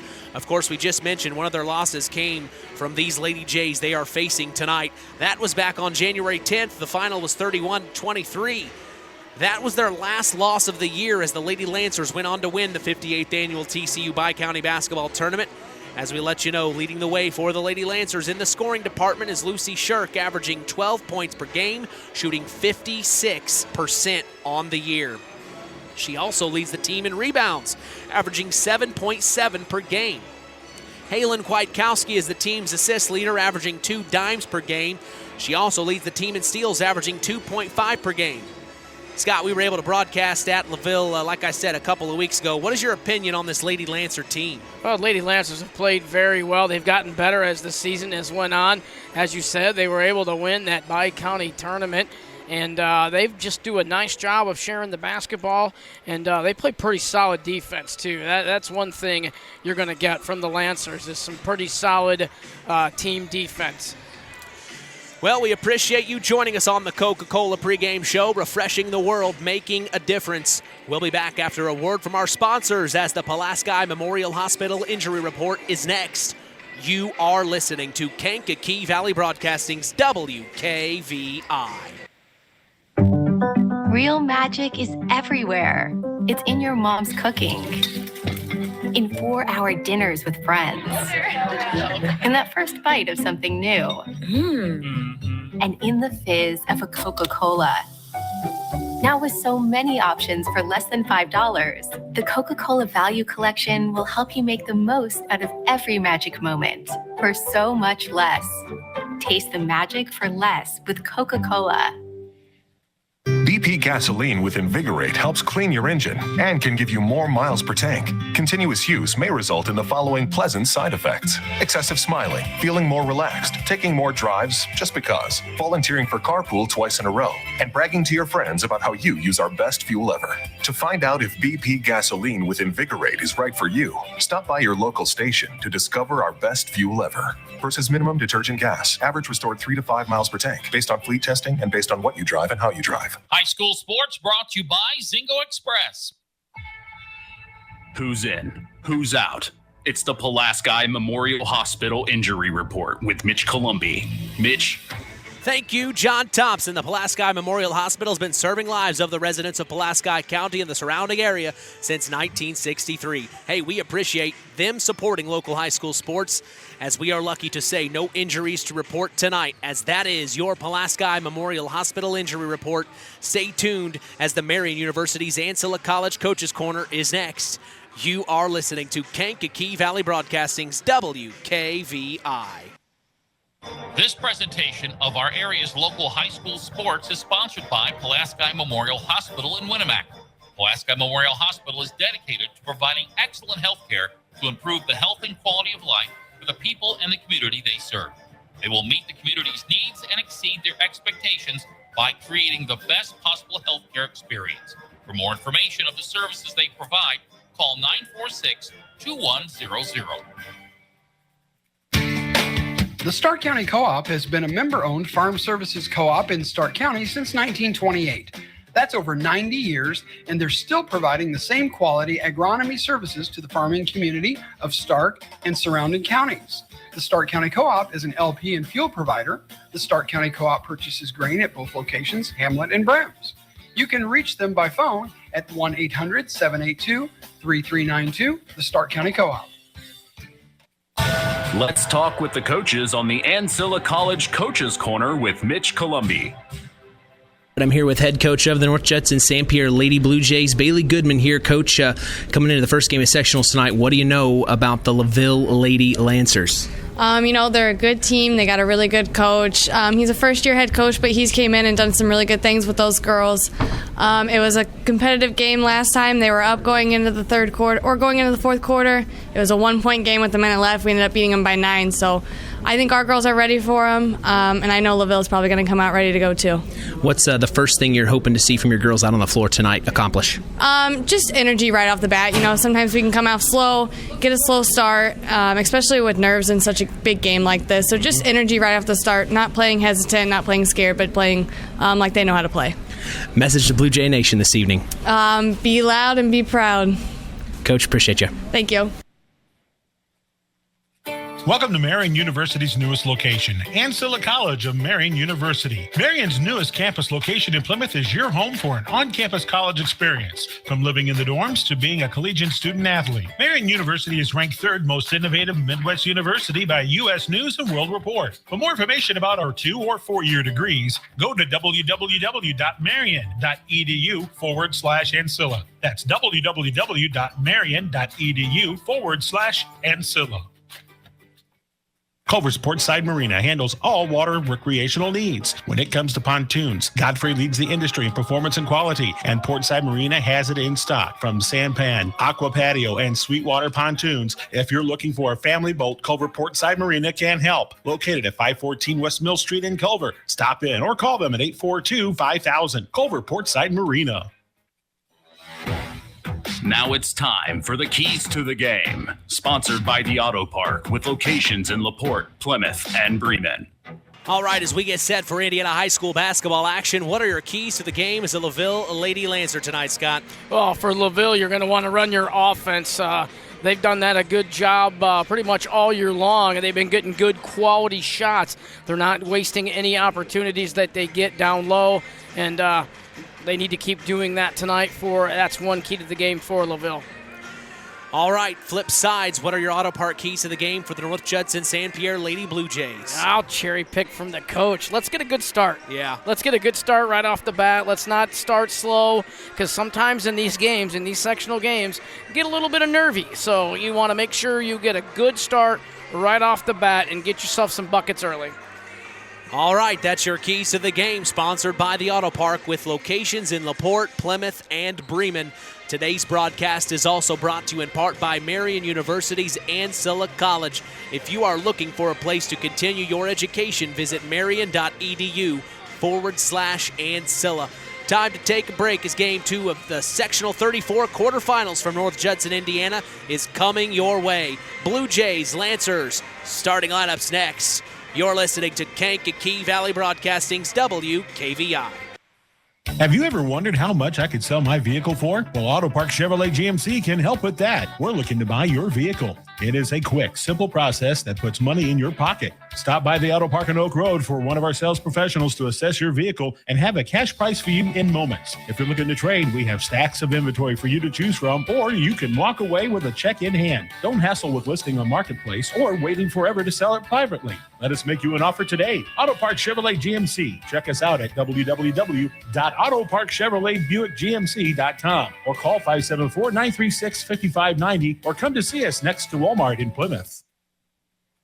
This presentation of our area's local high school sports is sponsored by Pulaski Memorial Hospital in Winamac. Pulaski Memorial Hospital is dedicated to providing excellent health care to improve the health and quality of life for the people and the community they serve.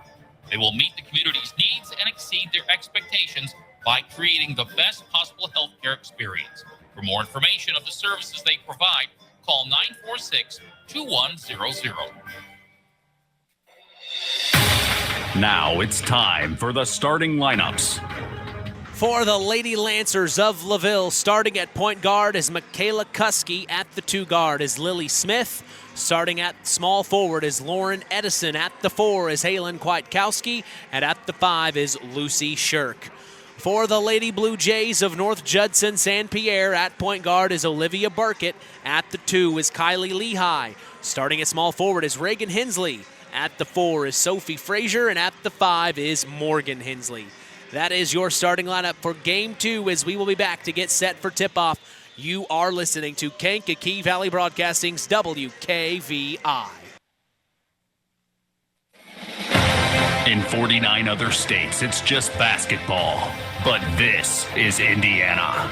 Stay tuned for more in-game action with Mitch Columbi on Kankakee Valley Broadcasting's WKVI. Real magic is everywhere. It's in your mom's cooking, in 4-hour dinners with friends, and that first bite of something new, and in the fizz of a Coca-Cola. Now with so many options for less than $5, the Coca-Cola Value Collection will help you make the most out of every magic moment for so much less. Taste the magic for less with Coca-Cola. Kankakee Valley Broadcasting, bringing you Indiana high school basketball on 99.3 FM, The Valley. From the nest in North Judson, Indiana, it's the 2023 IHSAA Sectional 34 quarterfinals, Game 2 between the LaVille Lady Lancers and the North Judson-San Pierre Lady Blue Jays. I am Mitch Columbi. The tradition continues here on Kankakee Valley Broadcasting as WKVI will always be here. We also want to let you know Kankakee Valley Broadcasting's WYMR will always be there too. As a matter of fact, you can catch even more girls basketball sectional action between the Bremen Lady Lions and the Rochester Lady Zebras right now with the boss, Tony Ross, on Max 98.3 FM and online at max983.net. We invite you to flip back and forth tonight as KVB always has you covered for local high school sports in this area of Indiana. We also have a score update from their Game 1 tonight where John Glenn beat Culver beat the Culver Military Academy Eagles 35-27 at Bremen. They will play the Knox Lady Redskins this Friday. So John Glenn and the Knox Lady Redskins will see each other this Friday night, and that can be heard on KVB's WYMR with Tony Ross on Max 98.3 FM. Don't hesitate to follow us on social media. We are on Facebook at Sports to the Max, on Instagram at WKVI Sports, and on Twitter at KVB Sports for all Kankakee Valley Broadcasting sports content. Every morning, we remind you to join Rich Wallen on the WKVI Morning Show, Monday through Friday, 5 a.m. to 9 a.m. Central. Then in the afternoon, join Lenny Dessauer from 2 p.m. to 6 p.m. Catch local news as well for our area with Kankakee Valley Broadcasting News Director Anita Gooden, who covers news on WYMR and WKVI. Catch our stories on WKVI.com and Max983.net to stay up to speed in your local area. Well, I had a nice text from our very own Harold Welter just about 20 minutes ago, and he wanted to alert me that Jerry Bechtold took the Hebron Lady Hawks to a state runner-up in 2002 when his daughter, Lauren, was the star, and she went on to play college ball at Valparaiso. So, a quick little interesting fact that Harold Welter shared with me there, Scott. I'm shocked that Harold knew that. Yeah, right. With as many years as he's been in the broadcast business, it doesn't surprise me he was able to give us that little tidbit, and we thank him for that. Yeah, absolutely. Of course, Jerry Bechtold, very gracious with his time for the pregame interview. He'd never met me before, so here's this stranger walking up to him down the hall. Hey, Coach, can I get a pregame interview? So he was very gracious with his time and provided a great pregame interview. It just wasn't the Lady Hawks night tonight as they fell to the South Central Satellites, and the South Central Satellites will move on, and they will play Friday night. Of course, we're getting you ready for our Game 2 matchup between the North Judson-San Pierre Lady Blue Jays and the LaVille Lady Lancers. Both of these teams have proven themselves this season, Scott. Yeah, we got a lot of wins for both teams, and some nice success for the Lady Lancers as they were able to win their Bayou County tournament this year and then take that momentum and bring it in here to the sectionals. And so we're definitely going to see what their sectional first game will look like. And I'm excited to see North Judson-San Pierre. I have not had a chance to see them yet this year, so I'm looking forward to seeing that's right, you haven't. Sophie Frazier and what they have to offer. Man, you were in for a treat tonight. I mean, I was lucky enough to be here the night she cracked 1,000 points, as I mentioned a little bit earlier. And, I mean, what a class act. She comes up for the post-game interview, and, I tried to get information about her, but she just wanted to take the time to thank the fans, to thank her family, to thank the coaching staff. And, I mean, it's just unbelievable. A senior, just with that head on her shoulders, she's a very sharp young lady, and just made sure to thank everybody. And you see her walking out right now giving high fives to young kids. I mean, the people look up. The young kids in this area of Stark County definitely look up to her. Oh, absolutely. And, it's what high school sports is all about, Mitch.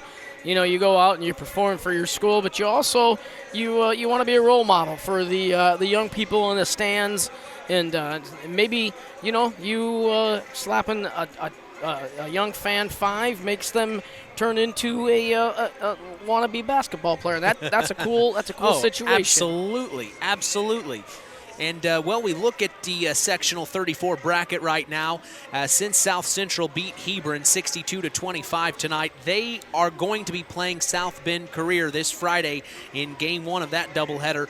Wheeler, they are the other team that's waiting for the winner of this game. So Wheeler is standing by, probably listening right now to be ready to see who they will face on Friday night. It's either going to be the North Judson-San Pierre Lady Blue Jays or the LaVille Lady Lancers. Of course, we remind you, the Lady Jays were able to beat the LaVille Lady Lancers earlier on this month on January 10th, 31-23, as we mentioned earlier.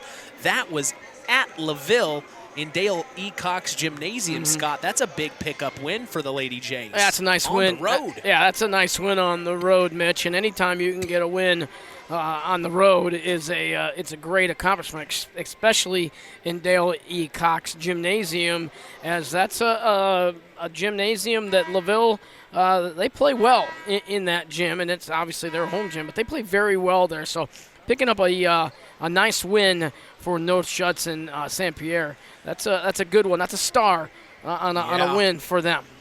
Well, we look around the gymnasium right now here in the Nest, and we see it starting to fill up. Boy, I even see an Oregon Davis baseball hat down there. My goodness, all of Stark County from the area is coming around for this game. Well, look at that. If I have an idea, which I think I do, there's probably a Wheeler coach or two in the crowd tonight that is scouting both of these teams, so they'll you probably have a wrong. good scouting report for who they play. They are definitely here. Probably not in their school colors. If they are, that's a big move. But they're probably hiding in the corner up top with a hat pulled down low over their eyes. Whenever we went and scouted, I always wore the colors. Did loud you? And proud. Heck yeah! You let everybody know you're in the building. We're watching, seeing what's happening. That's right. As no matter who Wheeler plays, of course, Wheeler a very good basketball team as well, but no matter who Wheeler gets from this game, Scott, it's going to be a tough matchup for him because the LaVille Lady Lancers are a very good ball team, and so are the Lady Jays. I mean, it's just going to be a battle tonight that we're going to see. The rightful team that wins between these two teams is going to be a very tough matchup for whoever they play. Yeah, and I'm going to be interested to see how LaVille comes out defensively here on Frazier and who's going to guard her to start the night because, like I said, she just broke the 1,000-point plateau. And you know that a lot of that offense for North Judson is going to go through her. So it'll be interesting to see who gets the defensive assignment tonight for the Lady Lancers. Well, we kind of talked about it in game one there before we started. It kind of helps when a team knows what to expect when they come into a sectional game. You know, the Lancers in that close game, they know what to expect now from the Lady Jays. So we'll see if they've come a little bit more prepared and ready to play these Lady Jays, as that was a tight game for them to only score 23 points against the Lady Jays that night. Yeah, I'm sure they are ready to get the shots up. Well, you know that could make a coach pull his hair out too, as well. When you're watching the video from the former game and you're only able to tally 23. I know they've gotten a player or two back that are going to be playing tonight. LaVille, so that might help their rotation a little bit and help them also maybe get a few extra points. So this is exciting that we are here for the next game in the sectional tournament. Well, I'm interested to see if they'll do the national anthem again. We were at a doubleheader just last week where they played the national anthem for both game one and game two. So I am standing by to see what public address announcer Logan Radke has to say. Of course, Logan Radke, a senior here at North Judson-San Pierre, part of that fantastic football team. Yeah. We also want to let you know the clock operator tonight is Dave Altman here at the Nest. The scorekeeper is Kennedy Baxter. And our officials for this evening in Game 2 are Steve Jovanovic, Tom Nolan, and Kyle Madden. Man, am I glad we only have to say their name one time. I know. I apologize for always missing their names. Of course, with a last name like mine, it was botched all the time growing up. Sure. So that's just a pet peeve of mine. I know I've been told don't apologize for messing people's names up. I got to disagree with you. My name was mispronounced my entire young adult life. I am going to correct it every time I can because they deserve that. They deserve that. If I can fix it, I will do it. Right as Steve Jovanovic, Tom Nolan, and Kyle Madden will be our officials for this evening. Scott Masters is with us as our sports analyst tonight. I am Mitch Columbi, proud to be doing the play-by-play as we are set for girls sectional basketball action from North Judson, Indiana. We remind you of our starters for tonight for the Lady Lancers of LaVille. Starting at point guard is Michaela Kuski. At the 2 is Lily Smith. At the 3 is Lauren Edison. At the 4 is Halen Kwiatkowski. And at the 5 is Lucy Shirk. For the Lady Blue Jays of North Judson-San Pierre, at point guard is Olivia Burkett. At the 2 is Kylie Lehigh. Starting small forward tonight is Reagan Hensley.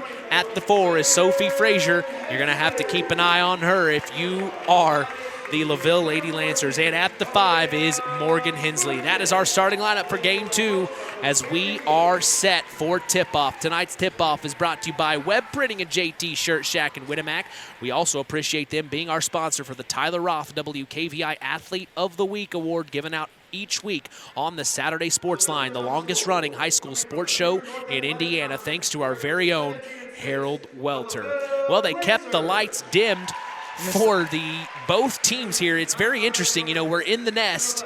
But being the Nest hosting a sectional, they are treating it as if the Lady Jays are just one of the main teams, part of the sectional, as they didn't get preferential treatment. They're not even in their white jerseys tonight, Scott. They are in their away jerseys. Well, that happens when you hit the draw. When you hit the draw, you get your assignments of whether you were the away colors or the home colors. So it's what they drew during the sectional draw. So, yeah, very interesting that they are in their away. The Lady Jays are in their away, all blue jerseys. They are still sitting on the home team bench, which rightfully so. They are the hosting team.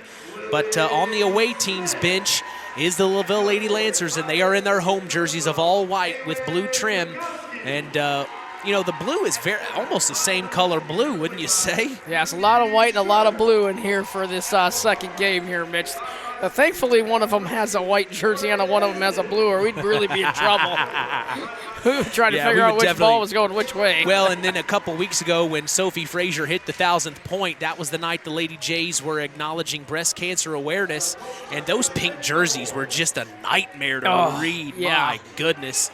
I mean, it was a nightmare. So I'm glad that both teams' jerseys are legible tonight for me up here in the nest. Of course, I say we are in the nest of the nest, way up, perched high, as Scott and I are up at the very tip top here as we are getting ready for Game 2 of Sectional 34 between the North Judson-San Pierre Lady Blue Jays and the LaVille Lady Lancers. In the middle to jump for the LaVille Lady Lancers is number 25. That is Grace Craig. Number 25, Lucy Shirk. And also for the Lady Jays, number 10, that is Kylie Lehigh. And not much time has passed before Sophie Frazier scores the opening bucket as the Lady Jays controlled the tip. It's 2-0 Lady Jays. Tip went right to her, and she went right in for a layup. Top of the key now sees number 12. This is Halen Kwiatkowski back to the top of the key. They try to get it inside to number 25. This is Lucy Shirk, who then kicks it back out to the top. This is Lily Smith, who then finds number 20, Michaela Kuski. Kuski with the ball. Lady Jays in a man-to-man defense here. This is number 12. Number 12, Halen Kwiatkowski couldn't get the shot to go. Rebounded Lady Jays. Here they come, pushing the ball forward. Sophie Frazier puts up a layup. No good. Rebounded by number 12, Halen Kwiatkowski. And here come the Lady Lancers. This is number 20, Michaela Kuski into the corner, and the ball goes sailing out of bounds. Turnover, Lady J ball. We talk about the jitters here about opening the game, and North Judson was able to get 2 quick points, but now we've had a couple turnovers by both teams. Lady Jays with the ball on the other end. This is Reagan Danford dumping it off to Olivia Burkett now with the ball. Lady Lancers in a man-to-man defense as well. And we have a whistle. That might have been a 3-second call that time, Wow. Mitch. So the defense was there from the Lady Lancers, a turnover from the Lady Jays here. Yeah, that's what it was. It was a 3-second call in the lane there by North Judson, so LaVille has the basketball once again. All right, with the ball, Michaela Kuski. She finds Halen Kwiatkowski, who then gets it over to number 22. This is Lauren Edison. Entry pass into number 25, Lucy Shirk. Shirk driving, trying to get around Morgan Hensley. That's going to be a good matchup for her as she gets it back over to Lily Smith, top of the key. Resetting the offense are the Lady Lancers here in Game 2 of Sectional 34. To the corner, this is Halen Kwiatkowski. Kwiatkowski driving inside, puts up a left-handed layup, and she gets it to go. 2-2 here early. 6:15 to go in the first quarter. Full court press from the Lancers. Olivia Burkett's going to beat it, crossing the timeline. Stealing it from behind, though, is number 20, Michaela Kuski, and Halen Kwiatkowski picks it up. Kuski's going to bring it across the timeline. Kuski top of the key. The Lady J still in that man-to-man. Kicks it over to Halen Kwiatkowski. Sophie Frazier on her. Now back over to Michaela Kuski. Drives baseline, tried to throw it to the top of the key, and it's going to be an over-the-back call. Yeah, Kwiatkowski turned around to fire the ball, and there was nobody there, and she was already committed to the pass, so that's an over and back call, and that is North Judson-San Pierre will get the ball in bounds. Driving inside, Olivia Burkett dumped off to Morgan Hensley, couldn't get the shot to go. She almost got a rebound, though, but Halen Kwiatkowski comes up with it. Now we've got a fight, as the last person to touch it was a Lady J. It looks like it was off the hands of Reagan Hensley. It will be Lady Lancer ball here. Well, this is a high-paced start to this game for both teams. Inbounds pass, sees it to number 10. This is Lily Smith with the ball. Lady J still in the man defense here. Kuski gets it over to the corner to Halen Kwiatkowski. Kwiatkowski thought about a three in the corner, but no. Back to Lily Smith, top of the key. Fakes, tries to drive around Reagan Hensley. Kicks it over to Halen Kwiatkowski. Three, no good from her. Rebounded by Reagan Hensley. Ball loose, picked up by Sophie Frazier. Fast break opportunity, and she gets the layup to go. Four points early from Sophie Frazier here in the first quarter. 4-2, the Lady Jays lead. Michaela Kuski with the ball. Olivia Burkett on her. Kicks it over to Lily Smith. Smith with Reagan Hensley on her. She shoots a left elbow shot from 15. No good, and it's rebounded by Reagan Hensley. Here comes Hensley to cross the timeline. She's driving inside all the way. Puts up a layup. No good. Rebounds her own shot, though. Now we've got a fight for the rebound, and it's going to be picked up by number 22, Lauren Edison of the LaVille Lady Lancers. So McCuskey's going to bring it across the timeline. 4:40 to go in the first quarter. Lancers down by 2 here. Looking like it's going to shape up to be a good game here. Lily Smith with the ball, takes the pick, driving across. Now kicks it to Michaela Kuski in the corner. Olivia Burkett on her. Kuski backs up, back to the three-point line, finds Halen Kwiatkowski from 3. Top of the key, Halen Kwiatkowski answers the call. Big-time 3 from the LaVille Lady Lancers, 5-4 as they lead by 1. Reagan Hensley picks up the ball at the top of the key, shoots a 3, missed off left side, rebounded by number 25. This is Lucy Shirk, and she gets it to Michaela Kuski. Ho, we've got a game here, Scott. Yeah, that's not a shot you want to take from three-point land that time, but they'll make it up here. Kuski gets it over to Kwiatkowski, who then tried to get it to Lily Smith. Thought about a shot. She does get it to Lily Smith. Smith with the ball now. Reagan Hensley on her. Shoots a 3. Lily Smith, no good. Rebounded inside. Morgan Hensley, and she gets it to Sophie Frazier, who's going to bring it across the timeline. Sophie with the ball. Driving baseline. Now she backs it out. Kicks it to Morgan Hensley. Morgan back to Sophie. Now she's driving baseline. Trapped down low, and there's a blocking foul called on the baseline. And we'll see who it's on.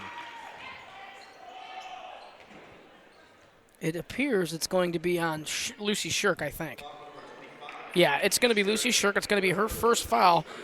She was able to get over and get her foot out of bounds, but apparently that contact was enough for the referee to call it. Couple substitutions from the LaVille Lady Lancers as an out-of-bounds play. Sees the ball go right into the hands of Sophie Frazier, and she gets the left-handed layup to go off the inbounds play.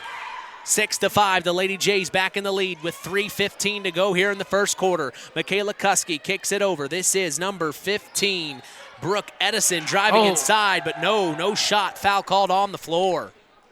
Yeah, that was a good call by the referee. It was a foul on the floor.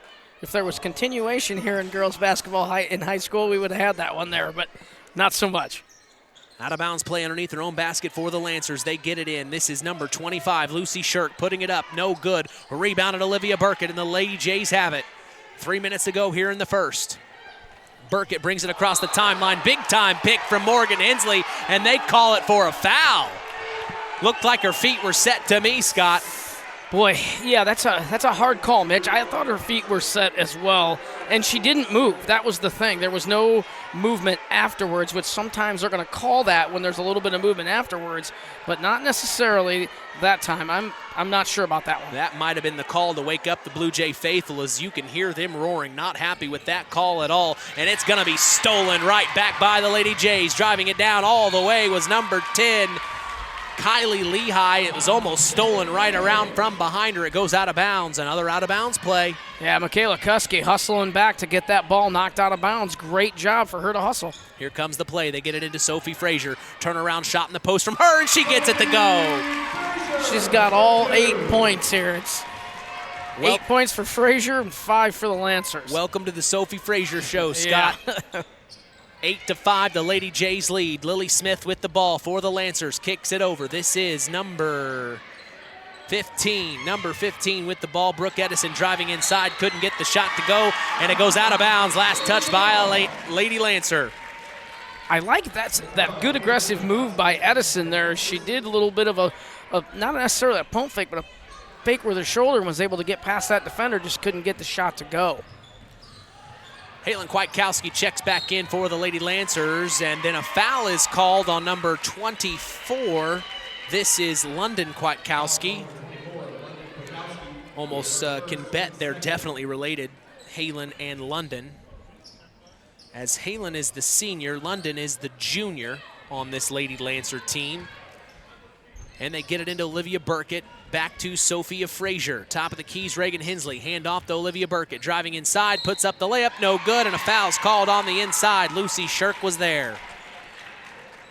A little bit out of control there. I think Shirk bailed her out there a little bit. That's going to be a nice way to get her to the free throw line. But, yeah, she got bailed out definitely. First free throw from Olivia Burkett's up and no good.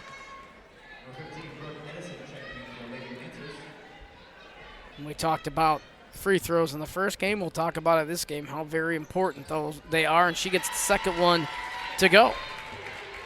So out of bounds play from the Lady Lancers, or inbounds pass to Michaela Kuski as she brings it across the timeline. Now, here's number 15, Brooke Edison. Now kicks back out to Halen Kwiatkowski, 15-footer from the corner. No good. Rebounded by Sophie Frazier. She had a great block out there on Kwiatkowski. It's Frazier and Kwiatkowski going at it, the two leaders here on each team. As this is on the other end of the floor, Olivia Burkett with the ball now. Top of the key for the Lady Jays. Driving inside, spin around, back out to Reagan Hensley. Hensley thought about it, shoots it, no good, gets her own rebound, put back up, and a foul's called on the inside. They're getting to the line here. Yeah, they're able to get to the boards is North Judson-San Pierre. So once they're able to get some offensive rebounds like they've had, it's pretty easy for them to get to the free throw line. Let's see if they can knock some of these down. And that first free throw is no good. So far, aggressive play here in the first half by both teams, but it seems like North Judson-San Pierre has had the edge both on the boards and defensively. Reagan Hensley's second free throw up, away, and makes it count. 10-5 here. The Lady Jays opened up their lead to 5 points here. As this is Michaela Kuski bringing it across the timeline, kicks it forward to 15. Brooke Edison for three. Big time three from her, 10-8. And then Olivia Burkett almost lost it, but she keeps control as Michaela Kuski picks up full court. Driving inside, Olivia Burkett, spin around, puts up the layup, and she gets it go. Whoa, wow. Ho-ho. Left-handed spin around layup from Olivia Burkett, coast to coast. Under a minute to go here in the first quarter, 12-8. The Lady Jays lead by 4. It's number 15, Brooke Edison, driving inside, picks it up at the free throw line. Back out to Lily Smith, Lily with the ball. Reagan Hensley on her, driving down baseline, kicks it back out to Halen Kwiatkowski. Kwiatkowski shoots it from 5, and she gets it to go off the glass. Ho-ho! 12-10, the Lady Jays lead by 2. 30 seconds to go. Olivia Burkett pushes it forward to Morgan Hensley. Now back out to Sophie Frazier for 3, and she gets it to go. Big time 3 from Sophie Frazier. 15-10, the lead's back to 5. Ho-ho! But yeah, got 11 of the 15 points from North Judson. Kuski kicks it over to Halen Kwiatkowski. She gets it back over to number 15, Brooke Edison, then to Michaela Kuski. Over to Halen Kwiatkowski in the corner. Shoots a 3 in the corner, and she gets it to go. Oh, man, she looked at the clock. Perfect timing, and she shot it at the last second as that's the end of the first quarter, 15-13. The Lady Jays lead as it was a back-and-forth affair to end the first quarter, Scott. I didn't think she was going to get the shot off, Mitch, and she was just holding the ball, looking for another cutter. They didn't have a cutter. She just happened to get a little bit of a look at that clock and knock that three-pointer down from the corner. This is a 2-point game as we head into the second quarter. Wow. My goodness, the Jays were able to get that 5-point lead, and each time the Lady Lancers answered with a big-time 3. And my goodness, Halen Kwiatkowski answering the call. I think this is the game where we're going to see seniors step up in a big-time way because they do not want to end their basketball careers here tonight. Well, Frazier had 11 points there in the first quarter, and Kwiatkowski, she chipped in with 10 points there in the first quarter.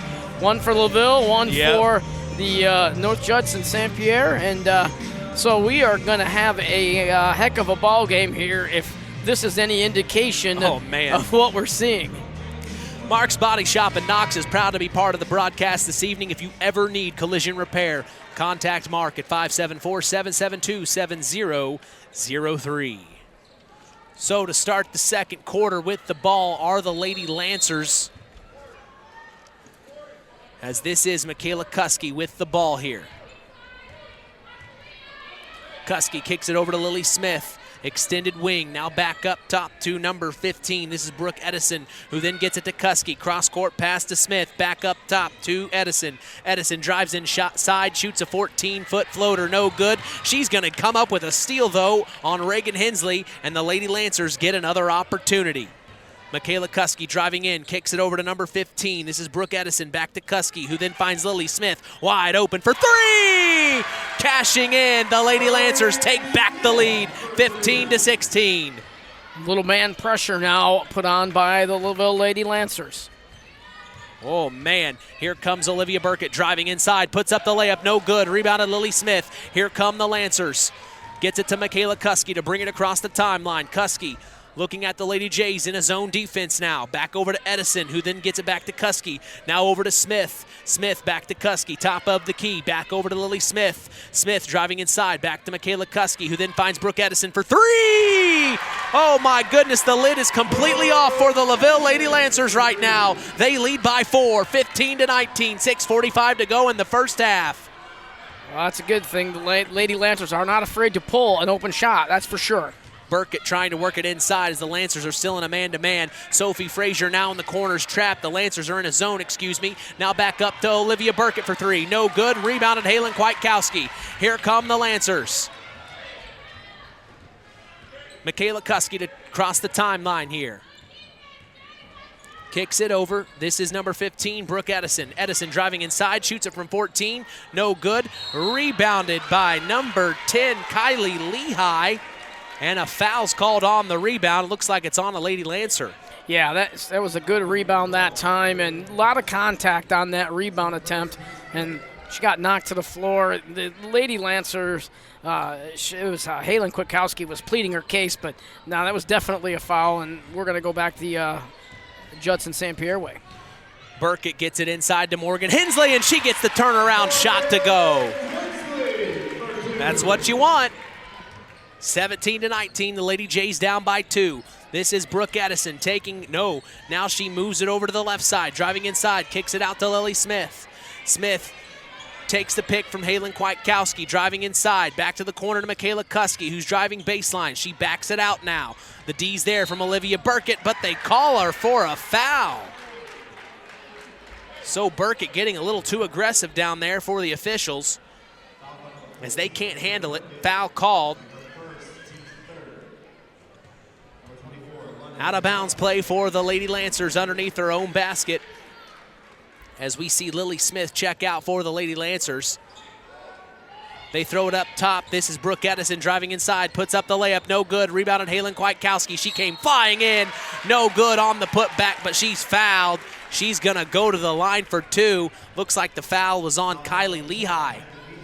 Kwiatkowski was able to get in there. Nobody from North Judson-San Pierre found her, so she was able to get in and get that offensive rebound and go back up. Missed the shot, but was going to get some free throws here. First one from Kwiatkowski goes through as Kylie Lehigh checks out, and checking in for her is number 3, Anna Garbison for the Lady Jays. Garbison puts in great minutes for the Lady Jays this season, as Kwiatkowski's second free throw's up, away, and good, making it 21-17. It's a 4-point ball game, and they are close to matching the amount of points they got the entire game the first time they met with the Lady Jays. They only got 23 points, and the Lancers have 21 here in the second quarter with 5:20 to go. It's a completely different ball game than it was earlier on this month. As almost stolen on the other end was Michaela Kuski. The ball goes out of bounds. The Lady Jays will keep possession here.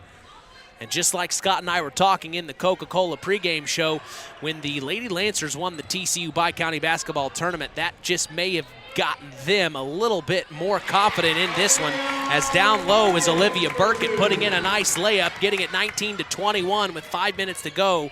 And here's Halen Kwiatkowski on the other end with Sophie Frazier on her.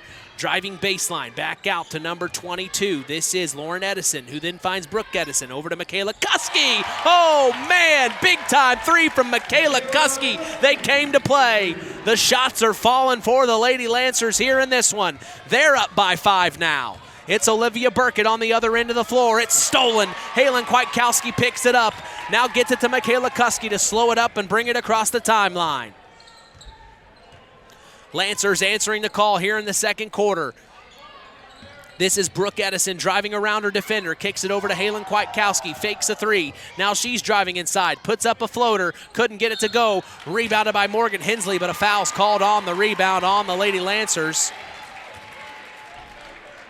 Morgan Hensley had good inside position that time, Mitch, on that rebound. She got fouled, and it's going to be their basketball. They're going to take it out underneath their basket. So Kwiatkowski is going to check out with 4:15 to go here in the first half. 24-19, the Lady Jays trail here was Olivia Burkett has the ball, top of the key. Finds Sophie Frazier driving inside, and she gets the layup to go. Back door. Beautiful play drawn up for Sophie Frazier. Quick two for them, 21-24. On the other end of the floor, the Lady Lancers. This is Ava Wheel.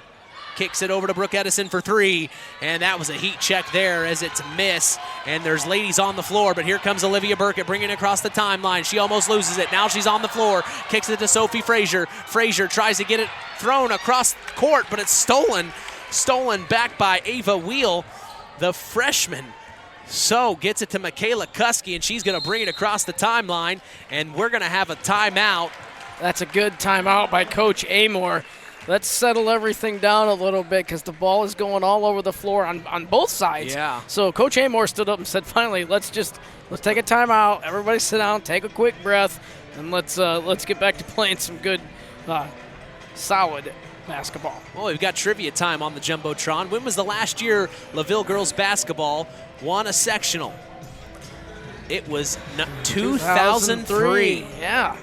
So it's been a while since the Lady I like Lancers. This trivia time thing on the scoreboard. That's I do really as neat. well. Yeah. So that was the last time the LaVille Lady Lancers have won a sectional. That's 20 years, Scott. Yeah, that's doesn't seem that long ago. Well, for us it doesn't seem that long ago. For them, it probably seems like a heck of a long time. Yeah. Of course, the Lady Jays fighting back in this one. Big time threes from the Lady Lancers. What do you say? I mean, 9 quick points, 3 threes. I mean, my goodness. They know how to shoot it as they showed in that TCU Bi-County basketball tournament. I mean, that just might have been that winning that tournament might have just been the confidence boost these Lady Lancers needed. Yeah, it might have been the actual turning point of the season for them. Absolutely. As they won the last 6 games of their regular season, and they're looking good here in the 7th, as this is the first game of sectionals for them, as this is sectional 34, and we've got a travel by the LaVille Lady Lancers as it was a trap by Reagan Hensley and Olivia Burkett. North Judson-San Pierre came out a little half-court trap, and it really made Edison feel the pressure, and she traveled. So the Lady Jays take over here as this is Reagan Hensley getting it into Olivia Burkett. They're looking for Sophie Frazier. Nothing there. Burkett backs down her defender. Now finds Sophie Frazier driving in. Splits the defenders, and she gets the layup to go. How do you do that? Wow. I can't do that. I know I can't do that, but what a play by Frazier. 23-24, stolen by Olivia Burkett. She picks it up. Here come the Lady Jays. And then a foul called as she spins around. Yeah, the LaVille defender came in a little bit out of control that time, and there was the body foul that's going to go. Well, and I think you're right about trying to calm things down a little bit. Olivia's had a couple of times where she gets the fast break opportunity, but instead of pulling it out, she just turns around or back to the basket, and then guess who's right there ready to try to steal it? A Lady Lancer. Probably not the best spot to turn your back to the basket there, but she does get a foul, and she makes the first free throw of 2, tying the ball game up at 24 all as Olivia Burkett's making things happen here for the Lady Jays, and she makes the second free throw, making it 25-24. The Lady Jays are back in the lead here. Jays will go to the line twice now for the rest of the quarter. So Michaela Kuski now kicks it over to Lily Smith. As you're right, they are in foul trouble. This is a triple team now by Lily Smith, and nice play. She throws it off the leg of Reagan Hensley. You're exactly right. Smart play by her. She was triple teamed.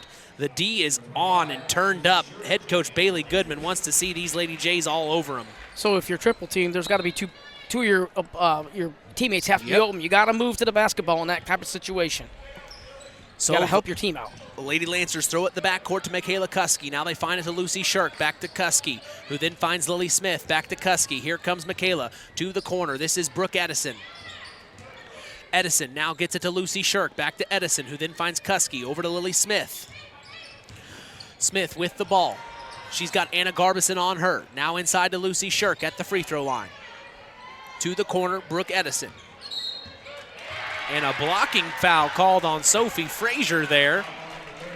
Interesting. Yeah, they're double teaming the side pass to the side court is North Judson-San Pierre. That time the Frazier got called for the body foul. So Lancers still have it. As this is Lily Smith with the ball for the Lady Lancers, kicking it over to Brooke Edison. Edison with the ball, takes the pick from Lucy Shirk, pulls up from 15. No good, rebounded Sophie Frazier. And Sophie pulls it out, being smart here, gets it to Olivia Burkett with 1:40 to go here in the first half. The Lady Jays lead by 25-24 over the LaVille Lady Lancers. A conference foe, as it's a cross-court pass to Anna Garbison now. Garbison and the Lady Jays kick it back up top to Olivia Burkett. Burkett with the ball, Michaela Kuski on her. The Lady Lancers are in a man-to-man defense here. Burkett to the corner to Morgan Hensley. Inside to Sophie Frazier. Nice fake and post move. And a foul's called on the floor before the shot. They got the ball into Frazier down low. She's got 15 on the night.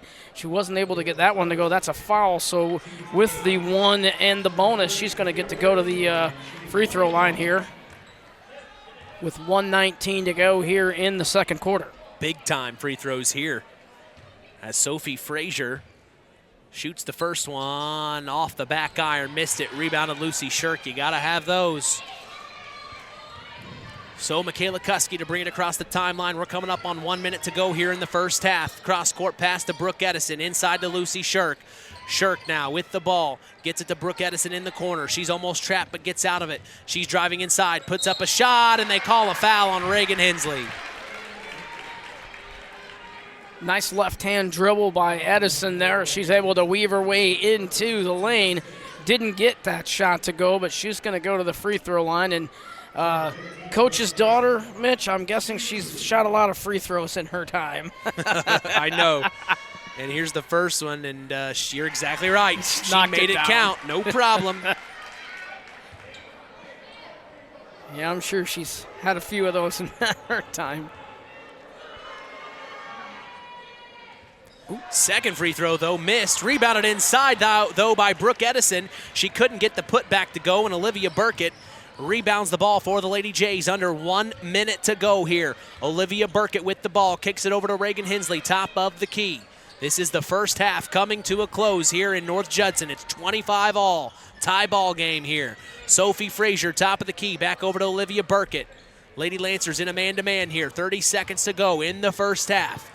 Burkett takes the pick from Morgan Hensley, picks up her dribble, looking inside now, and she almost lost it. The ball goes out of bounds. Last touch by Michaela Kuski. It's going to stay here. Yeah, she was able to throw it off Kuski real quick as she was ready to fall out of bounds. So that was a nice job of keeping that basketball on the North Judson-San Pierre side. Reagan Hensley sidelines out of bounds play inside to Olivia Burkett down low. Back out to Reagan Hensley. Open for three, and she gets it to go. Big time three at a big time moment. 28-25, 15 seconds to go in the first half. Michaela Kuski to bring it across the timeline. Kicks it over to number 14, Ava Wheel. Back to Kuski, who then finds Brooke Edison. Under 10 seconds here. Back to Wheel, into the corner. Lily Smith for three, and she gets it to go. My goodness. Into Sophie Frazier, but that's the end of the first half as both of these teams came to play tonight. It's a tie ball game here at the end of the first half. 28 all, as we are going to take a break and get ready for the Standard Plumbing, Heating, and Air Conditioning halftime show. Lots to talk about. With Scott Masters, I'm Mitch Columbi. You're listening to Kankakee Valley Broadcasting's WKVI. On the way home from the game, a deer jumps in front of your truck. And now you've got to get that truck repaired. Make it easy on yourself. Take it to Mark's Body Shop. Mark's has done expert auto body service since 1998 and will work with you and your insurance provider for collision repair, custom body paint, and insurance work. And all work guaranteed by owner Mark Schell. Mark's Body Shop, proud to support high school sports. 772-7003. At First Farmers Bank and Trust, we've been serving family farms for over 130 years. We've seen our customers succeed in good times, pull through in tough times, and we've learned some lessons along the way. So we appreciate the customers we have today by finding the solutions they'll be looking for tomorrow. Are you ready to talk about your farm operation? Stop by a branch or visit us online at ffbt.com. First Farmers Bank and Trust, equal opportunity lender, member FDIC. When you grow up on the land, you have an appreciation for it. When you grow up and work on a family farm, on land that is shared by members of a family, all working together as a team, that appreciation grows even more. They know what it's like to work as a team to get the job done. At Lawrence Farms of Knox, Todd and Josh Lawrence and family support the local high school teams and wish them success all through the season. In 49 other states, it's just basketball. But this is Indiana. Stay tuned for more in-game action with Mitch Columbi on Kankakee Valley Broadcasting's WKVI. BP gasoline with Invigorate helps clean your engine and can give you more miles per tank. Continuous use may result in the following pleasant side effects: excessive smiling, feeling more relaxed, taking more drives just because, volunteering for carpool twice in a row, and bragging to your friends about how you use our best fuel ever. To find out if BP gasoline with Invigorate is right for you, stop by your local station to discover our best fuel ever. Versus minimum detergent gas, average restored 3 to 5 miles per tank, based on fleet testing and based on what you drive and how you drive. High school sports brought to you by Zingo Express. Rick Rabb, 5-star, and the Knox Mall. It's another oh wow week. Surprise, surprise. Where do we always start, Tony Ross? In the meat department. U.S. government inspected boneless, skinless chicken breast. The Wow of the Week award at $1.49 a pound. 80% lean ground beef, 5-star quality. In the family pack, $3.99 a pound. Think warm, even if it isn't. Red ripe Florida strawberries, 1-pound carton, $2.99. Now, by the way, where is that 5-star? In the Knox Mall. Welcome to Marian University's newest location, Ancilla College of Marian University. Marian's newest campus location in Plymouth is your home for an on-campus college experience. From living in the dorms to being a collegiate student athlete, Marian University is ranked 3rd most innovative Midwest university by U.S. News and World Report. For more information about our 2- or 4-year degrees, go to www.marian.edu/Ancilla. That's www.marian.edu/Ancilla. Welcome to the Standard Plumbing, Heating, and Air Conditioning halftime show on K99.3 FM. Here's Mitch Columbi. 28-28 as the Lady Jays of North Judson-San Pierre are tied with the LaVille Lady Lancers here in Game 2 of Sectional 34, as Game 1 saw the South Central Satellites beat the Hebron Lady Hawks. Now here we are in Game 2 as the North Judson-San Pierre Lady Blue Jays lead the LaVille Lady Lancers. Scott, your overall opinion of that crazy first half? Well, it's a 28-28 ball game here at the half. Back and forth, we saw the game go in the first half. Both teams played very, very hard, and both teams played good defensively as well.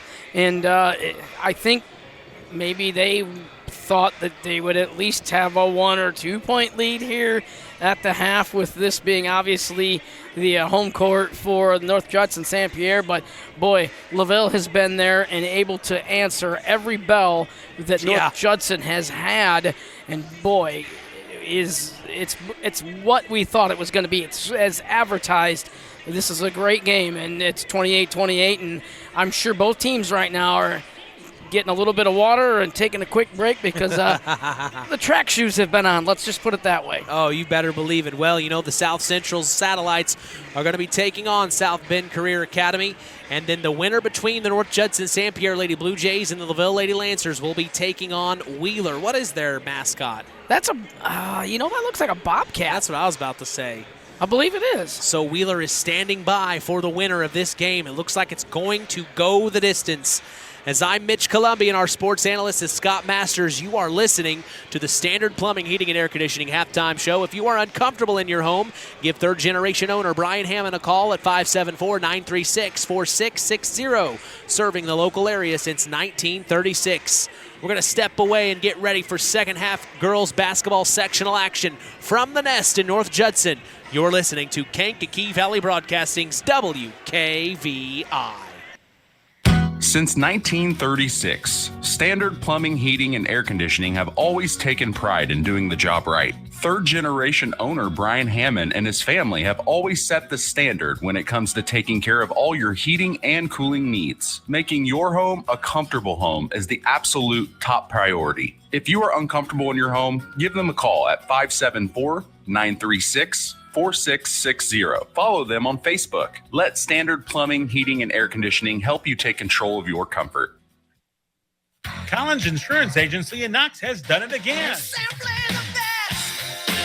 They have earned the distinction of preferred agency partner from the Western Reserve Insurance Company. Can't touch this. So what does that mean for you? Collins Insurance Agency provides themselves of taking care of its community. That means providing the best insurance that keeps you and your family safe in a time of need. And with this honor, Collins Insurance Agency looks forward to providing Stark and surrounding counties the best customer service you and your family deserve. Collins Insurance Agency in Knox, living the golden rule by treating you like family.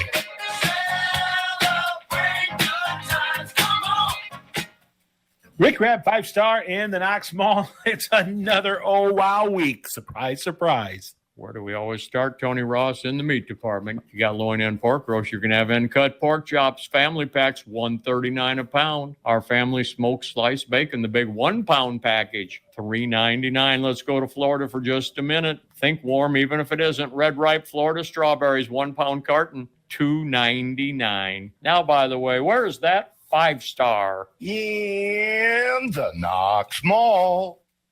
Kankakee Valley Broadcasting, bringing you Indiana High School basketball on 99.3 FM, The Valley. Second half girls basketball sectional action coming your way. The North Judson-San Pierre Lady Blue Jays 28, the LaVille Lady Lancers 28. You're listening to Kankakee Valley Broadcasting's WKVI. In 49 other states, it's just basketball. But this is Indiana. Stay tuned for more in-game action with Mitch Columbi on Kankakee Valley Broadcasting's WKVI. Culver's Portside Marina handles all water recreational needs. When it comes to pontoons, Godfrey leads the industry in performance and quality, and Portside Marina has it in stock. From sampan, aqua patio, and sweetwater pontoons, if you're looking for a family boat, Culver Portside Marina can help. Located at 514 West Mill Street in Culver. Stop in or call them at 842-5000. Culver Portside Marina. Hey folks, Auto Park Fort LaPorte has got some news for you. We now have the largest selection of pre-owned vehicles in LaPorte County. So if you're in the market, come and check us out because right now is the best time to trade in your current vehicle. Not interested in purchasing a vehicle? That's okay. We'll buy yours even if you don't buy ours. Not currently in the market, but your car needs serviced? Come check out our newly renovated service department and let them take care of all your service needs. And remember, we're not just an auto dealer, we're an auto park. Kankakee Valley Broadcasting, bringing you Indiana High School basketball on 99.3 FM, The Valley. Back for more here in the Nest as the North Judson-San Pierre Lady Blue Jays are getting ready for the second half against the LaVille Lady Lancers. 28 all here in the third quarter, Scott. Mitch, I know what Wheeler is. I found out. Okay. It's a Bearcat. Oh, Bearcat. The Wheeler Bearcats. Okay. So Bearcat, not Bobcat. as that's who's standing by and waiting, the winner of this game here. Yeah, and they got to think, boy, both teams right now, they've got to be looking at, oh, man, which one do we want? That's hard right to now, both are looking very good here. Absolutely. As the Lady Blue Jays are going to start with the ball for the third quarter as they kick it over to Sophie Frazier right away, driving baseline. Kicks it back to Morgan Hensley, who then finds Reagan Hensley at the top of the key. Finds Olivia Burkett now with the ball. Michaela Kuski on her. Cross court to Reagan Hensley. Thought about a three fake. Now she's driving around her defender. Puts up a layup. No good. Rebounded inside. Lucy Shirk. And here come the Lancers. 28 all here as this is the third quarter. And then a turnover by Halen Kwiatkowski right in front of the LaVille cheer block. A little bit of contact there, Mitch. Yeah. And then I think that contact forced her to step out of bounds. So Reagan Hensley to bring it across the timeline here. Hensley gets it into Olivia Burkett at the right elbow. Michaela Kuski on her. Fake. Now she's trying to drive around Kuski. She's trapped by Lily Smith and Kuski. Bounces it off the knee of Lily Smith. And the ball goes out of bounds. It'll be an out-of-bounds play underneath her own basket for the Lady Jays. Sophie Frazier to take it out for the Jays as she kicks it to the corner to Olivia Burkett. Now they try to get it inside to Frazier, but it was stolen by Halen Kwiatkowski. Good D from her as Kuski brings it across the timeline. Lily Smith now. And then a foul's called as they got it to Lauren Edison. It looks like the foul will be on 24. That is Reagan Hensley. Her second foul of the night. Team's first of the second half here. As the Lady Lancers have an out-of-bounds play underneath their own basket, getting it into Lucy Shirk, who then finds Halen Kwiatkowski driving inside, kicks it to Lily Smith. Smith with the ball. Reagan Hensley on her. The Lady Jays in a man-to-man defense. Back to, this is Lucy Shirk now, top of the key. Over to Lily Smith. Smith with Reagan Hensley on her. 6:30 to go in the third, 28 all. Back to Shirk, who then finds Halen Kwiatkowski. Kwiatkowski with Sophie Frazier on her. She's driving inside. Puts up a left-handed layup. And she gets it to go. And one for Halen Kwiatkowski. We'll see who the foul's on here. Nice left-hand dribble, strong into the lane. She ducked under the defense, went off the board for two, and got the foul call. Foul's on Sophie Frazier, her second of the night. As you're exactly right, Scott. Big-time play from her. As Kwiatkowski gets the and one opportunity to go. 3-point play from her sees it 31-28. Olivia Burkett now to bring it across the timeline. Kuski will be on her. Burkett picks up her dribble inside to Morgan Hensley. She has a nice post move, puts up a shot, no good. Rebounded Lily Smith, and Smith gets it to Kuski. Here come the Lancers, slowing it up, taking their time to get it across the half-court line. Kicks it up to Halen Kwiatkowski. She's trapped now. She gets rid of it to Lucy Shirk. Back over to Lily Smith now. Extended wing in front of her own bench. Smith into Shirk, who then finds Halen Kwiatkowski. She's going to be trapped. Back over to Michaela Kuski, who then finds Lily Smith. Smith gets it inside. This is number 22, Lauren Edison. Back to Lucy Shirk from 18, top of the key. No good. Almost saved by Halen Kwiatkowski, but it goes out of bounds. It'll be Lady J ball. Yeah, good ball movement that time by the Lady Lancers. That shot didn't fall. Going to be turning back to North Judson-San Pierre ball. Olivia Burkett to bring it across the timeline here as she has Michaela Kuski on her. The Lady Lancers staying in that man-to-man defense here as Burkett has the ball. Kicks it back to, this is Kylie Lehigh for three. No good. Rebounded Lancers. That was Michaela Kuski, or no, number 22, Lauren Edison on the rebound. But then fighting for possession were the Blue Jays, and Kuski had a hand of it. It goes out of bounds. It will be Lady J ball. Yeah, it just went off of Kuski's leg out of bounds, so North Judson-San Pierre will keep the basketball. Kicks it to the corner to Morgan Hensley. Now to the top of the key to Kylie Lehigh. Back to the corner. Sophie Frazier deep. Three! Wow! Big time three. NBA range in the corner from Sophie Frazier. 5-minute mark three here in the third quarter. 31-31. Inside to Halen Kwiatkowski. Puts up the layup. She misses it. Gets her own rebound, and she gets the put back to go. quick 2 points from Halen Kwiatkowski. It's a Kwiatkowski and Frazier show here as it's 33-31, the Lady Lancers lead. Burkett hands off to Frazier, who then gets it to Reagan Hensley, top of the key. Reagan back to Sophie. Big time three from her on the way, too hard. Rebounded though by Reagan Hensley. It stays here with the Lady Jays. Hensley picks up her dribble, back out top of the key to Morgan Hensley. Then she gets it to Olivia Burkett. The offense is going to reset here as the Lady Lancers are still in that man-to-man. 33-31, they lead by 2. Jays trying to make something happen here. Olivia Burkett with Kuski all over, takes the pick. Passes over. Kylie Lehigh back to Reagan Hensley. Now she fakes, drives around her defender, puts up a layup, no good, but a foul's called on the inside. She'll go to the line for 2. Yeah, that's definitely going to be a foul call because we've talked about it a couple times, Mitch. When you get over there and you set your body, you've got to set your body on the floor. She left her feet as the contact hit, and they're going to call that every time no matter what. Reagan Hensley at the free throw line, a very good free throw shooter. She makes her first of 2 as Sophie Frazier and Morgan Hensley tap her on the back, giving her a 5 there in between. Lucy Shirk's going to check out, and Brooke Edison will check in for the Lady Lancers here, as this is a chance to tie the ball game up at 4:11 to go in the third. Hensley too hard, but who's there? Sophie Frazier on the rebound.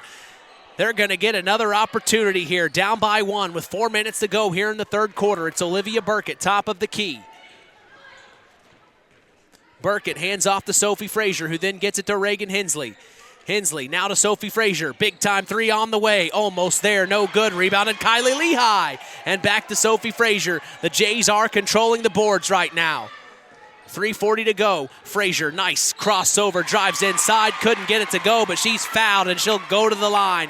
And head coach Nick Amore wants a timeout for the Lancers. He wants to talk things over here. Well, they'd had enough of Frazier'd had enough of shooting the threes, Mitch, so she decided I'm going to go ahead and do a good ball fake, and I'm going to drive in and draw the foul, and she was going to take herself to the free throw line. Now we do have a timeout. You're correct. So Amore calls the timeout. As today's broadcast is brought to you in part by Culver Portside Marina. They can make sure your boat is ready for the winter. If you need help storing or winterizing your watercraft, call good friend Glenn Bailey at 574-842-5000. We also thank Patrick Auto Group for supporting local high school sports tonight. Located in Knox on US 35. Call 574-772-7272. That's Patrick Auto Group. What do you think they're chatting about, Scott? They're probably chatting, get some water, get yourself some breath here, because while the tempo has slowed down a little bit, Mitch, this is still a very, very high tempo basketball game, although we're going to shoot some free throws right now. But Sophie Frazier, has 18 points so far on the night. Make that 19. So she hits the free throw, tying it at 33 all. As checking out for the Lady Lancers is number 22, Lauren Edison, and checking in is London Kwiatkowski. Sophie Frazier hits the second free throw, taking the lead back from the Lancers, 34-33. With 3:34 to go here in the third. Kuski gets it into Kwiatkowski. This is Halen, fake, turnaround shot, and a foul's called on Sophie Frazier on the inside. I think that's her second. Yeah, if it's on Frazier, it will be her second. Kwiatkowski wasn't even ready for that pass. She wasn't making eye contact. No, she wasn't. But she was able to catch that ball. Yeah, catch that ball and turn around, make a drive, and she got fouled. She's got 17 points on the night, so she's going to go for point number 18 here. Well, and I guess Sophie is actually, this is her third foul of the night. She has 20 points, and yeah, she has 20 points, and Kwiatkowski, just like Scott said, has 18. Now going for 19, makes that count. So she has 19 points. Sophie Frazier has 20, and Sophie Frazier has 3 fouls as well.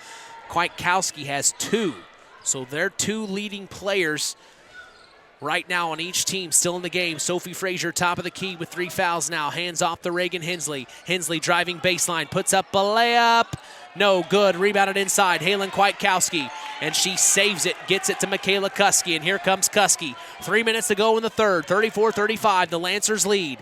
Kuski gets it into Halen Kwiatkowski, free throw line, back out to the corner. This is number 24, London Kwiatkowski. Back to Helen, then to London. Corner three from her on the way. No good, rebounded both. Oh my, Michaela Kuski on the inside. Put back, no good, rebounded by Morgan Hensley. The Lady Jays and the Lady Lancers are fighting here, and then Reagan Hensley gets called for a travel. I don't quite know why she almost picked up her dribble, kind of hesitated. I don't know if she's not comfortable bringing the ball up like that, but she didn't have a whole lot of pressure on her. So, nonetheless, turnover, and it's going to be LaVille basketball underneath. Out of bounds play underneath their own basket for the LaVille Lady Lancers. They get it into Halen Kwiatkowski. Kwiatkowski fake, drives around, puts up the left-hand layup, and no good. Great defense by Olivia Burkett. Now she pushes it forward to Reagan Hensley. She puts up a left-handed layup, and she gets it to go. Lady Jays back up by one, 36-35, 2:30 to go. Kuski gets it inside to Halen Kwiatkowski, who then finds a wide open number 15, Brooke Edison, for an easy layup. They were paying attention too much to Halen Kwiatkowski, I think, Scott. Yeah, they had lost Edison there, and Kwiatkowski with a nice pass and an easy two for Edison. Burkett to bring it across the timeline for the Lady Jays. Michaela Kuski on her, across court. This is Kylie Lehigh for three in the corner. Overshot it. Rebounded, though, by Morgan Hensley, and the putback goes. Big-time play by Morgan Hensley. It's a back-and-forth affair here to end the third quarter. 2 minutes to go in the third. 38-37, the Lady Jays lead as Michaela Kuski brings it across the timeline. She's driving inside, picks it back out. Now she's dribbling. She's got Reagan Hensley on her, gets it inside to Brooke Edison. Edison with Morgan Hensley on her, back out to Michaela Kuski, driving baseline, back to Brooke Edison, who then finds number 24, London Kwiatkowski. Cross court over to Lily Smith. Smith with Sophie Frazier on her. Smith, almost stolen by Kylie Lehigh, and the ball goes out of bounds. It'll stay here, Lady Lancer ball. Minute 29 to go here in the third quarter. Lancers still trail by one. Sideline out of bounds play for the Lady Lancers here, right in front of their own bench, and it's stolen by Kylie Lehigh. She had a hand on it. Up to Reagan Hensley. She spins around. Hensley back out to Lehigh, who then finds Burkett over to Sophie Frazier for three. Oh, man, in and out. Rebounded by Kylie Lehigh. Oh, man, she is answering the call. Big-time layup from her. Up by three are the Lady Jays. 40-37, 1 minute to go here in the third. Lily Smith on the other end for the LaVille Lady Lancers. Takes the pick, driving inside, shoots it from the left elbow. Couldn't get it to go. Rebounded Reagan Hensley, and she gets it to Olivia Burkett, who's going to cross the timeline. Burkett now with Michaela Kuski on her. 55 seconds to go here in the third. It's going to be stolen by Brooke Edison. She hits the deck. The ball's rolling. Picked up by Michaela Kuski, and she puts up the layup. Olivia Burkett was trailing, almost blocked it, but no, the Lancers get within one here, 40-39, 35 seconds to go in the third quarter. It's going down to the wire here. Burkett with the ball, driving baseline, gets around Kuski, and then a foul's called on Halen Kwiatkowski. That'll be her third. Yeah, she did a nice job, I thought, getting her feet set and her body completely straight up, but the referee thought otherwise, so they're going to shoot some free throws here. 40-39, the Lady Jays with the lead. Big-time free throws for Olivia Burkett, and she gets the first one to go through, no problem. As this would make it a three-point game right here with this free throw from her, and she makes it count easily. 42-39, 28 seconds to go in the third quarter. We still got 1 quarter to go of this, folks. Michaela Kuski brings it across the timeline, kicks it forward to 15, Brooke Edison. Edison takes the pick. She's driving inside, then finds Lily Smith. Back to Edison. A foul's called on the floor, and it'll be called on Reagan Hensley. Yeah, it looks like Reagan with a push that time. Off-ball foul, as Anna Garberson will have to check in for her. We also see number 25. This is Grace Craig checking in. And we will see Sophie Frazier checking out. Interesting.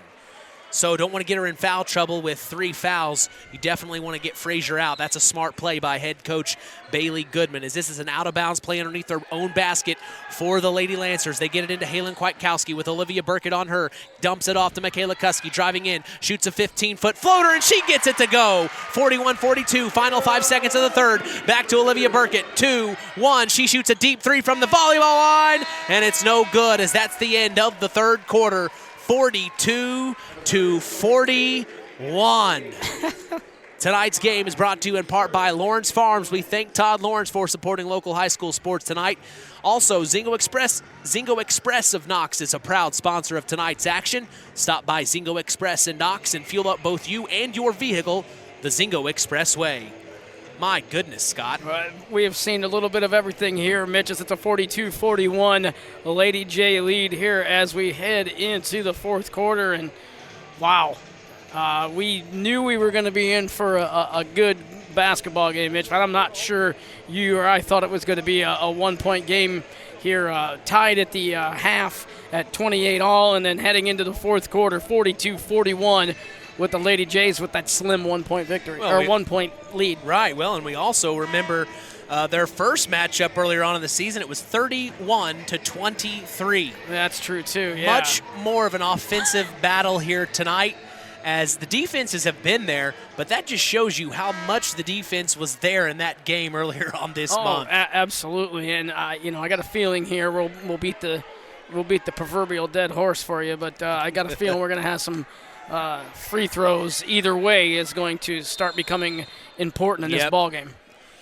The Lady Lancers will start with the ball for the fourth quarter. This is the final quarter for one of these two teams' seniors of their career. This is a big-time quarter here for these two teams. Kuski driving baseline, almost stolen by Olivia Burkett, and the ball goes rolling out of bounds. It'll stay here. Lady Lancer ball. Out of bounds play underneath their own basket. Brooke Edison to take it out, gets it into Halen Kwiatkowski, puts up a layup, blocked by Olivia Burkett. Somehow Kwiatkowski picks it up though, and then a charging foul on Olivia Burkett. My goodness, Olivia Burkett doing all the dirty work. Yeah, that Kwiatkowski, that's going to be her, I think, only third foul. And you can hear the electricity through the gymnasium right now here in the Nest. That might have been just the spark this crowd needed, as this is Olivia Burkett bringing it across the timeline, driving inside, dumps off to Morgan Hensley, no look pass. Morgan still got it, puts up the layup, no good. Rebounded Lucy Shirk. The Lancers have it, down by 1, 7:20 to go in the ball game. Michaela Kuski to bring it across the timeline, ever so gingerly. Kicks it over to Lily Smith now. Sophie Frazier on her, she's back in the ball game. She has 3 fouls. This is Lily Smith kicking it over to Brooke Edison. Big time 3 on the way from her. She gets it to go. 44-42. The Lancers back up by 2 as Olivia Burkett's going to get the ball and bring it across the timeline. Huge shot from Brooke Edison. Oh man, the sophomore providing big time minutes for the Lady Lancers as Olivia Burkett on the under end of the floor. Cross-court pass to number 10. This is Kylie Lehigh. Stolen by Michaela Kuski. Stolen back, though, by Kylie Lehigh. Then gets it to Sophie Frazier. Frazier with the ball. Driving baseline. She's still there. Puts up a layup. No good. Overshot it. Rebounded Brooke Edison. Here come the Lancers. Michaela Kuski with the ball to bring it across the timeline. Taking her time. As the Lady Jays are in a man-to-man defense. Lancers kick it over. This is Halen Kwiatkowski driving inside, kicks it back to Brooke Edison. Edison on the left elbow, picks up her dribble, cross-court pass to Michaela Kuski. Kuski shot it, blocked by Kylie Lehigh as she's coming, stolen back though, and then Burkett stole it back. My goodness, several seals back and forth, and head coach Bailey Goodman calls a timeout. Yeah. Perfectly timed timeout. Oh yeah, she had to call timeout. That was a great call by her, as the ball was all over the place. Bodies were flying everywhere, so a quick timeout by the Lady Jays here. 6 minutes to go in the fourth quarter. 44-42, the Lancers with a 2-point lead. My goodness. It's right at 6 minutes to go here in the fourth quarter. It's going down to the wire. As both of these teams are putting everything on the line. Kylie Lehigh coming in and getting some steals, doing excellent work on the boards, and then Olivia Burkett. I mean, these are key players that are stepping up in key moments. You just can't rely on your star player the whole time. You've got to have you got to have girls step up. And right now, Kylie Lehigh and Olivia Burkett are doing that, as well as Brooke Edison for the LaVille Lady Lancers. My goodness. Both teams answering their call right now as they do not want their season to end. The Lady Jays have the ball at the top of the key. It's Olivia Burkett with the ball. Michaela Kuski on her. Kicks it over. This is Lily Smith. Now into the corner to Anna Garbison. Garbison back to Smith, who then finds Burkett. Now to the corner. This is number 52, Morgan Hensley. Tried to get it inside to Sophie Frazier. The ball bounces off a Lady Lancer foot and out of bounds. Yeah, trying to feed that ball down low to Frazier. The Lady Lancers playing pretty good defense there to be able to deny her that ball. Out of bounds play underneath her own basket. Olivia Burkett kicks it out to Morgan Hensley, who then finds Sophie Frazier, top of the key. Then back to Olivia Burkett in the corner. Cross court pass to Kylie Lehigh. Fake, driving baseline. She pulls it back out to Anna Garbison. Wide open for three, no good. Rebounded Lucy Shirk. And Shirk's going to bring the ball up the court as Olivia Burkett was denying Michaela Kuski wonderfully. Kicks it up to Brooke Edison. Now she's driving inside. Pulls it from 13. Couldn't get it to go. Rebounded Sophie Frazier. Here she comes on a fast break opportunity. The ball gets bounced off her foot. No kick called. And Brooke Edison picks up the ball. Here come the Lady Lancers. Interesting, no kick call there. As Kuski has the ball here. Dribbling, crossing over on Olivia Burkett, all over. Cross court pass to Lily Smith now. Smith now to Brooke Edison, who then gets it back to Michaela Kuski. Cross court pass inside to Lucy Shirk. Somehow she caught it. She puts up a nice spin move in the post on Morgan Hensley, and she gets the two to go. 46-42. The Lady Lancers are pulling away. They are up by 4 now. With 4:26 to go here. Plenty of time for the Lady Jays. They need to do something here. Olivia Burkett back to the basket. Back to Sophie Frazier for three. No, off back iron. She missed it, and it was last touched by Michaela Kuski. Oh, no. The ref says it was touched by the Lady Jays. And my goodness, that was definitely touched by Michaela Kuski. Yeah, I thought it went off Kuski's hand. She even acted like it went off her hand. Yes, she did. She did it immediately as the LaVille Lady Lancers just got away with one. I'll say it right here and right now. It touched Michaela Kuski's hand and went out of bounds, and somehow the Lady Lancers have the ball. So they are getting lucky here as the Lancers with the ball. Lily Smith, cross court three from, oh my goodness. Big time. No, that was a deep two from Michaela Kuski. As she gets it to go through, it's a 6-point ball game now from the Lady Lancers. A fast turn of events here off that missed call. Now to the corner to Kylie Lehigh from 15 in the corner. No good. Rebounded Lucy Shirk on the inside. She gets it to Michaela Kuski with 3:30 to go in the fourth quarter. Kuski with Olivia Burkett all over, and a foul's going to be called. No, timeout. Coach Amore did get a full timeout there, Mitch. So timeout from head coach Amore, as tonight's broadcast is brought to you by Nepco Crane and Equipment Services, specializing in mobile crane service. Call my good friend Joe Nepp at 1-800-590-2272 for all your residential, commercial, and agricultural crane needs. Actually had a chance to talk to Joe today. Always good to catch up with our sponsors in the area. Of course, if you want to become part of the tradition here at Kankakee Valley Broadcasting's WKVI, call us at 574-772-6241. We are continuing the tradition. Be part of it. Ask for Mitch. 48-42 here. Scott, what do you think they're talking about if you're the Lady Jays right now? The Lady Jays right now, you're trying to figure out how you're going to get a couple points here. I mean, they've kind of went cold here in the last probably maybe 2 to 3 minutes. Yeah, it's been a couple of minutes at least. And the Lady Lancers have been able to put a few points on the board. 48-42 is the lead that they've got right now. So North Judson-San Pierre's got to figure out how they're going to get a couple of buckets and then go down and play some good, solid defense. So the Lady Lancers will have the ball here with 3:30 to go in the fourth quarter. Big time game here as they get it into Lucy Shirk. Cross court to Michaela Kuski, driving inside, puts up the layup, and she's fouled by Sophie Frazier, and she gets the and one to go. Kuski on a nice drive with the right hand that time. stopped and got that ball up off the glass and was able to also draw a foul. 50-42 is the lead. 3-point opportunity from Kuski's up away, and she makes it count. That's 51-42. It's a 9-point ball game with 3:25 to go in the game. Olivia Burkett's going to bring it across the timeline. The Lady Jays have work to do here. They're going to have to do it. Here's Olivia Burkett spinning around, shoots a shot, no good, rebounds her own shot, puts it up, and she's fouled. She'll go to the line for 2. Olivia Burkett giving the Lady Jays that gritty determination they need right now. And this is the good thing for the Lady Blue Jays right now is the fact that the clock's not running, so a chance to score some points with the clock not running, but missed the free throw there. Slowly the clock's becoming their enemy. So Burkett missed the first free throw. Second one's up away. She makes that count. 43-51, 3:12 to go.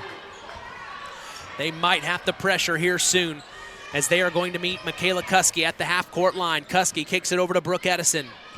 Edison takes the pick from Shirk, who then passes over to Halen Kwiatkowski.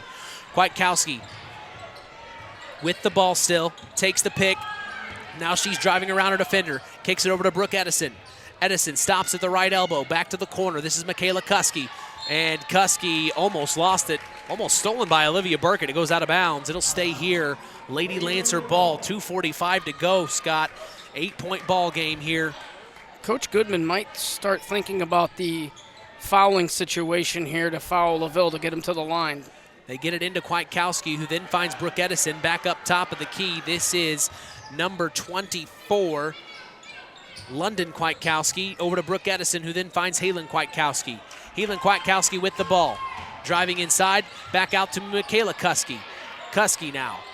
Olivia Burkett all over, doing such a wonderful job defensively on Kuski. And then a foul baseline called on Morgan Hensley as Kuski drives baseline. She's looked good tonight, Scott. Yeah, Kuski did a nice job of driving baseline there and then just was able to draw the foul. And I think that's kind of what the Lady Blue Jays might want right now is there's going to be a timeout taken. So we sit here with 2:21 to go in the fourth quarter. Lancers lead 51-43.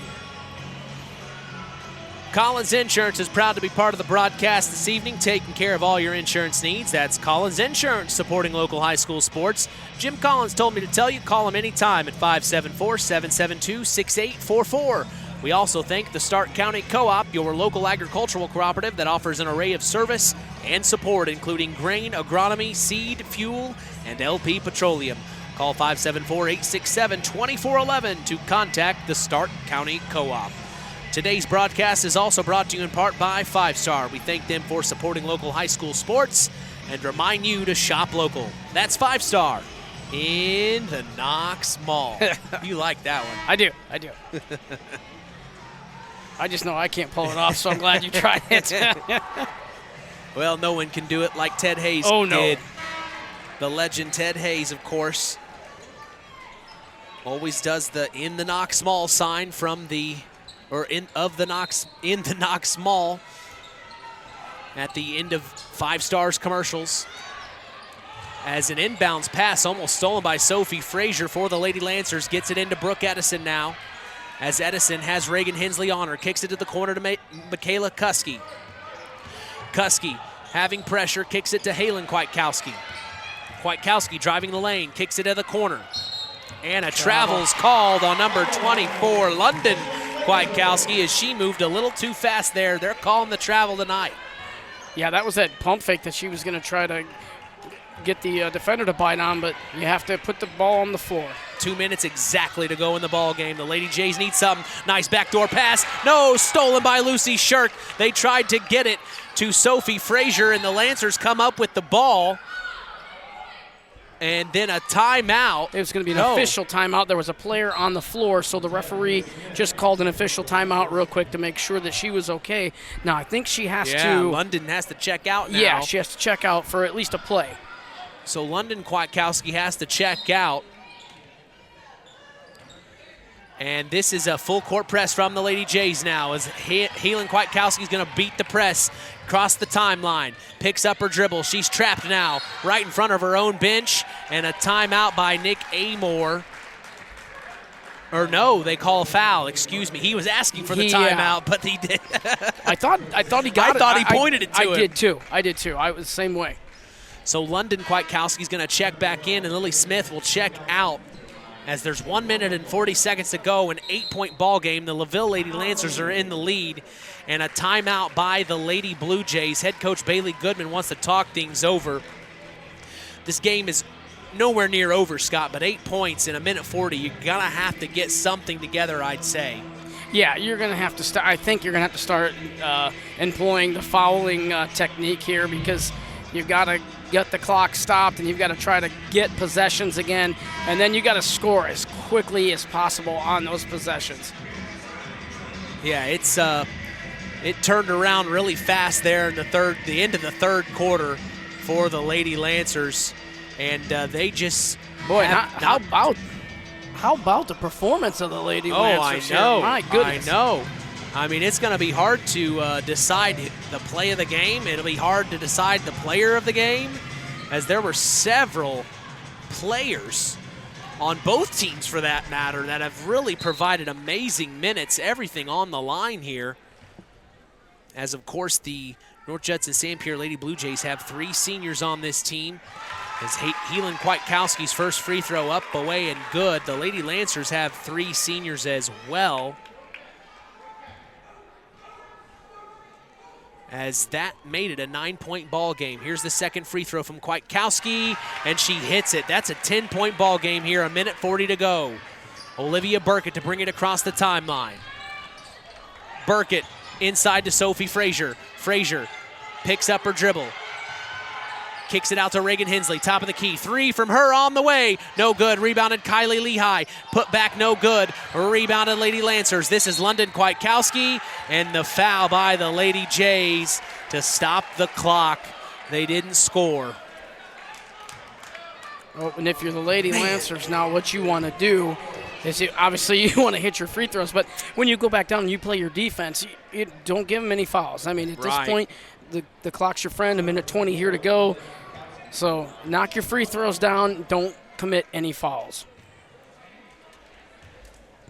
So London Kwiatkowski on the other end. First free throws up, away, and it's going to bounce out. Rebounded Kylie Lehigh. Here they come. The Lady Jays have got to do something. It's Reagan Hensley with the ball, driving it to the baseline. Picks up her dribble, almost loses it. Now she picks it back up, puts up the layup. No good, too hard. Rebounded Helen Kwiatkowski, and then a foul on Reagan Hensley on the inside.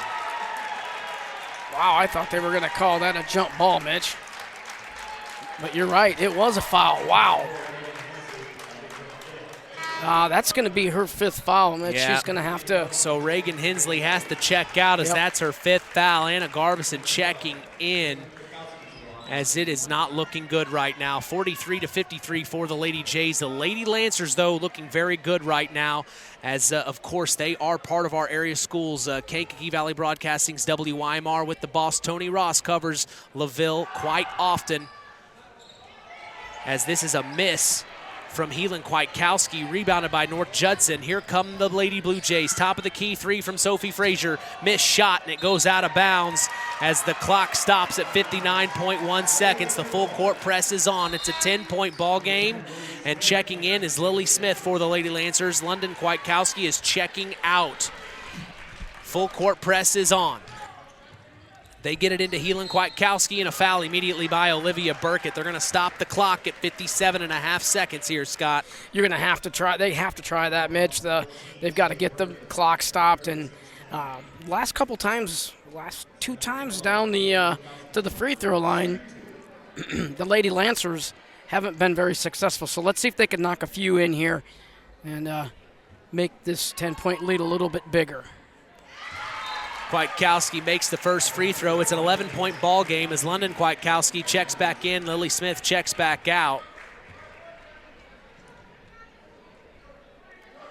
As Kwiatkowski will shoot another free throw here to hopefully make it a 12-point ball game for the Lady Lancers. An unfortunate 12-point lead for the Lady Jays. She misses it, though. It's still only 11-point ball game here with 50 seconds to go. Sophie Frazier pulls from the top of the key for 3. No good. Rebounded Helen Kwiatkowski.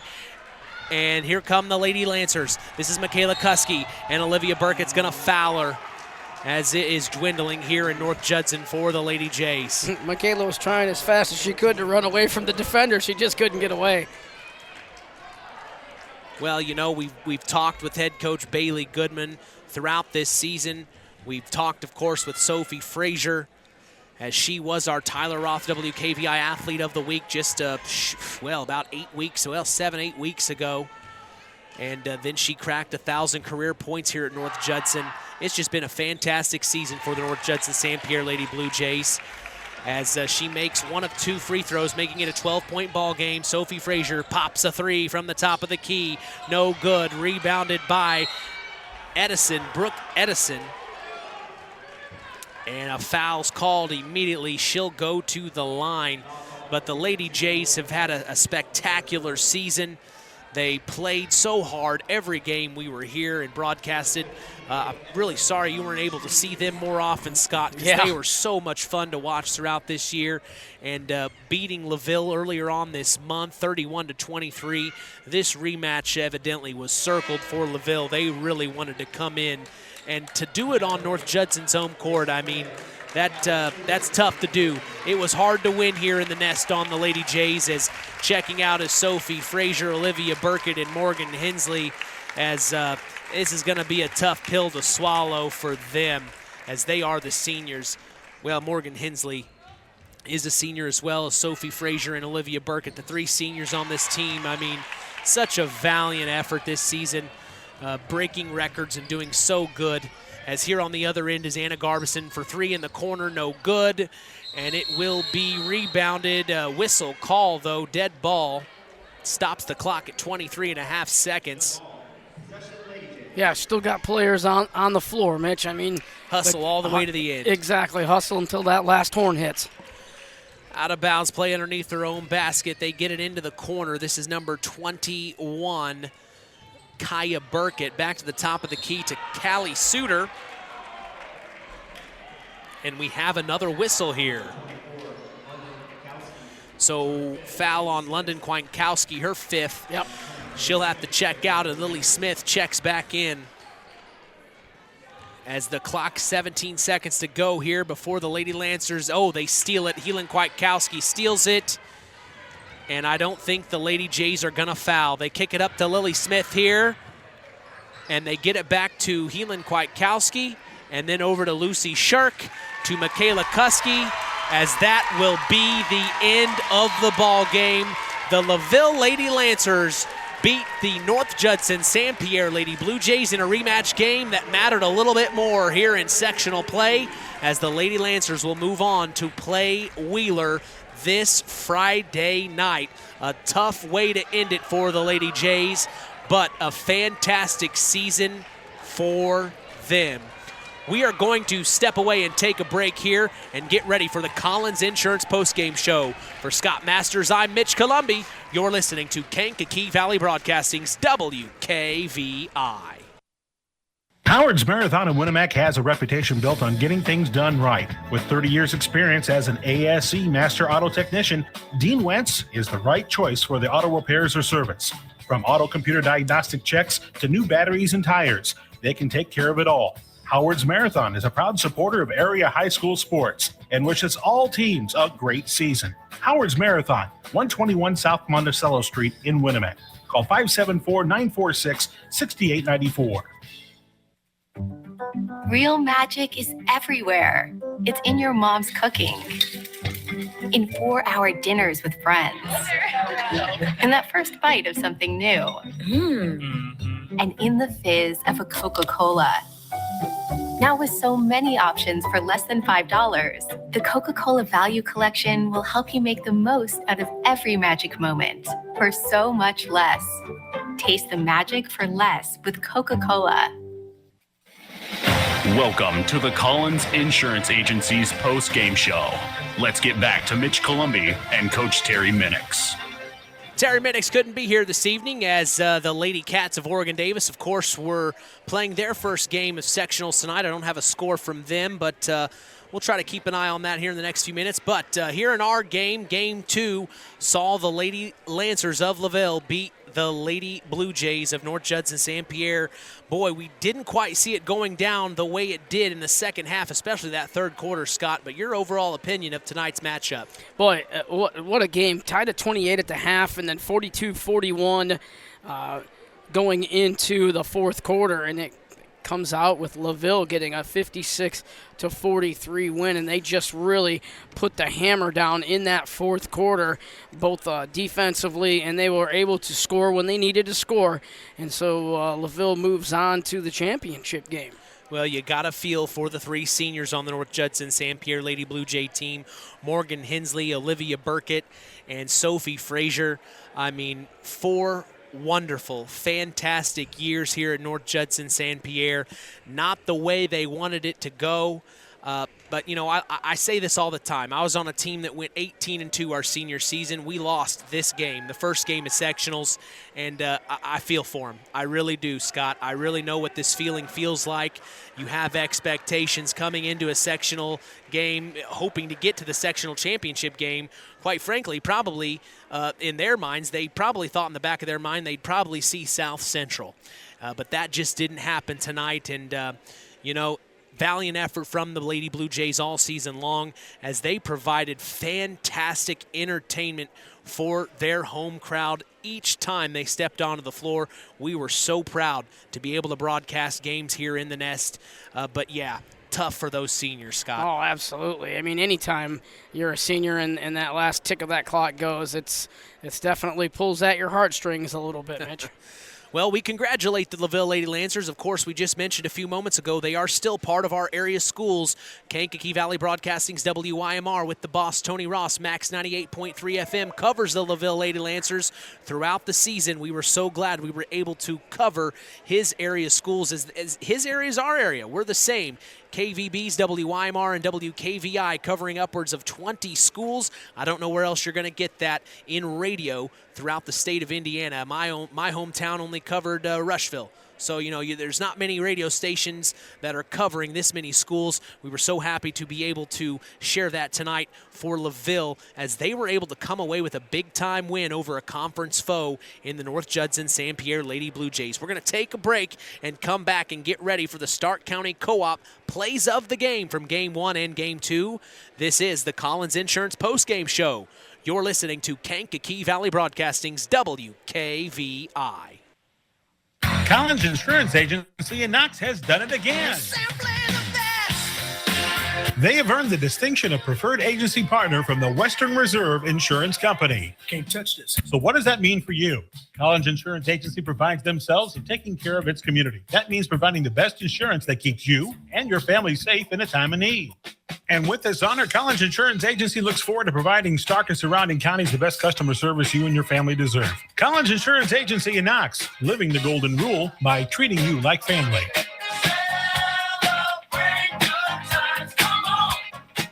Farm Fertilizers and Seeds is proud to be our area's newest sales representatives for Pioneer Hybrid Seed. This is Andy Egwald. Pioneer offers top-of-the-line genetics, a complete portfolio including alfalfa and wheat seed, and cutting-edge seed traits and technologies. Combined with exceptional financing options, Pioneer provides the total package, one that we are proud to be able to offer our customers. If you are currently working with a Pioneer sales representative, you have made a good choice. If you aren't, let Farm Fertilizers and Seeds show you how Pioneer can work on your farm. Call us today at 867-2441 to answer any of your questions. It's time for the Stark County Co-op play of the game. Now, let's return to the voices of WKVI, Sports Director Mitch Columbi and Coach Terry Minix. Well, Coach Terry Minix couldn't be here tonight as our sports analyst, as I do have a score update. The Oregon Davis Lady Cats came up short tonight in sectional play against Marquette, 67-49. So the Lady Cats end their season. Of course, they are a young team, and head coach Aubrey Lady has that team headed in the right direction. One of their star players, freshman Sarah Thompson on the inside. What amazing experience she gained this year, Scott. Oh, yeah. I mean, unbelievable what she got to experience as a freshman out there on the court. Her first taste of sectional basketball ends with a loss. You better believe she's going to remember that in the future. So good things coming to Oregon Davis. But our sports analyst tonight is our very own Scott Masters. Always happy to have you here, Scott. The show is yours, my friend. What are our Stark County Co-op play? What is our Stark County Co-op play of the game for Game 1 between the South Central Satellites and the Hebron Lady Hawks? Well, it was Sadie Marks. She had a nice drive there in the second quarter that put South Central up. They were already up fairly big, but she was able to drive and make a nice left-handed layup, and that gave them a 15-point lead. So we're going to say Sadie Marks, excuse me, Sadie Marks, that would be the play of the game. Well, no, and I was just going to add on to that is she was getting her nose into the area of the court that she needed to. She was all over the place. Of course, Lillian Tolman had a fantastic game as well for the Satellites. Olivia Marks, she always has a great game for the Satellites. But, yeah, I got to agree, Sadie Marks really came in and provided great minutes for the Satellites tonight. And I agree, that was a great play. What's our Stark County Co-op play of the game for Game 2 tonight, Scott? Well, Michaela Kuski early in the fourth quarter was able to get a nice layup that made it, made the lead up to 10 points for the Lady Lancers, and that started the avalanche of that fourth quarter that just was more than North Judson could handle. Right. So. Well, and I've said it before, it's hard to root for one team, especially when both of these teams are part of our area schools we cover here at KVB. We root for both teams tonight. It's just unfortunate that the North Judson-San Pierre Lady Blue Jays came up short, but the LaVille Lady Lancers, for our listeners in Marshall County, my goodness, what a win tonight over a fantastic North Judson-San Pierre Lady Blue Jay team, as Michaela Kuski gets our Stark County Co-op play of the game for Game 2. Stay tuned, though. Our Ashley Derrickson 5-star player of the game is next. This is the Collins Insurance postgame show, and you are listening to Kankakee Valley Broadcasting's WKVI. The Stark County Co-op has been a member-owned farm services co-op in Stark County since 1928. That's over 90 years, and they're still providing the same quality agronomy services to the farming community of Stark and surrounding counties. The Stark County Co-op is an LP and fuel provider. The Stark County Co-op purchases grain at both locations, Hamlet and Browns. You can reach them by phone at 1-800-782-3392, the Stark County Co-op. Since 1936, Standard Plumbing, Heating, and Air Conditioning have always taken pride in doing the job right. Third-generation owner Brian Hammond and his family have always set the standard when it comes to taking care of all your heating and cooling needs. Making your home a comfortable home is the absolute top priority. If you are uncomfortable in your home, give them a call at 574-936-4660. Follow them on Facebook. Let Standard Plumbing, Heating, and Air Conditioning help you take control of your comfort. Time to announce the Ashley Derrickson 5-star player of the game. Mitch. Time now for our Ashley Derrickson 5-star players of the game, given in memory of Ashley Derrickson, a 2008 graduate of North Judson-San Pierre High School, who battled cancer throughout her high school career before losing that battle on December 12th of 2008. We'll tell you who's earned that honor after this word from 5-star. 5-Star, the largest meat and grocery store in the area, focused on quality, value, and customer service. The 5 stars in the name of the store come from 5 family members of the original owners serving in World War II, each one represented by a blue star on a flag hanging in the front window of the family home. That's why even decades later, 5-Star is known for its dedication to service. Now that dedication means savings for you. 5-Star, one of the We Care stores, the area's largest meat and grocery store, focused on quality, value, and customer service. Located, you know where, in the Knox Mall. All right, Scott, time now for our Ashley Derrickson 5-star player of the game from Game 1 between the South Central Satellites and the Hebron Lady Hawks. Well, Mitch, I'm going to go with Sadie Marks, who chipped in 14 points for the South Central Satellites. She did a really, really good job in that contest and was pretty much able to score when she wanted to score, and so I would definitely give Sadie Marks. You had a 1A that you would like to mention, though?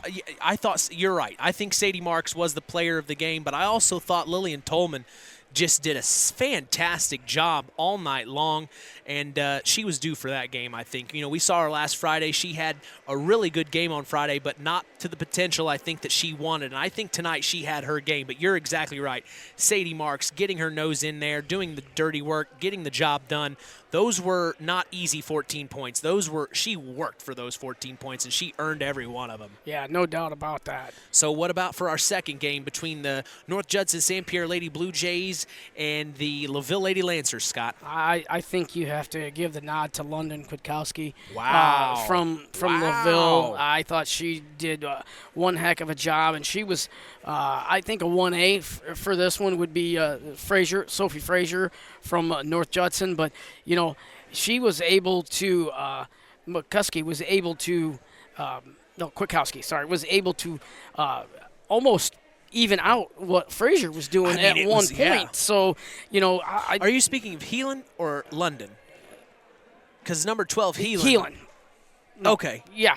Sorry, I apologize. No, you're fine because they are related. Yes. You get them mixed up. They're in. Well, and just like South Central, you know, they've got several of the same names on the court. Yes, I'm sorry. Heelan's our player of the game. Yeah, let's go that way. Okay, so Heelan Kwiatkowski's our player of the game. You're exactly right, though. She was matching Sophie Frazier there in the first half. Mm-hmm. When Sophie had all the answers, well, so did Heelan Kwiatkowski. And you're right, Scott. Big-time plays from her all night long. She was even in the paint getting boards down low. Oh, yeah. I mean, she put the battle up. And I say this again. When we saw them in the 58th annual TCU Bi-County Tournament in Game 1 against Oregon Davis, we knew they were good. We knew they were coming off a loss to North Judson-San Pierre. Of course, we'd seen the Lady Blue Jays a few times. But then when they went on and won that tournament and then won the last 6 games of the regular season, I think that this LaVille Lady Lancer team is hot, and they are going to continue this. I personally think they're looking good right now. They're hot at the right time, Mitch, and Yeah. you're right. Winning that Bi-County, that just gave them all the confidence in the world, and then they were able to roll in here into the sectional, and now they're going to continue on, and they're going to have another a hard-fought game this coming week, and we'll see if they're able to walk out of here with a sectional championship. Well, tough loss for the Lady Jays as 3 of the seniors have to call it quits on a great career here at North Judson-San Pierre. Olivia Burkett, Sophie Frazier, and, of course, Morgan Hensley, 3 of which we won't forget here at KVB as they provided spectacular entertainment all season long for us, as my demo reel really looks good now after this season because of them. I'll tell you that much. I'm serious. Absolutely. A lot of highlights from the Lady Jays this season, as KVB Sports will be back in action this Friday as we continue the story here in North Judson, Indiana for Sectional 34, where South Bend Career and Wheeler are waiting for the winners of tonight's games. Of course, that's the LaVille Lady Lancers taking on Wheeler, and the South Central Lady Satellites taking on South Bend Career. We will be going live this Friday at 5 p.m. Central.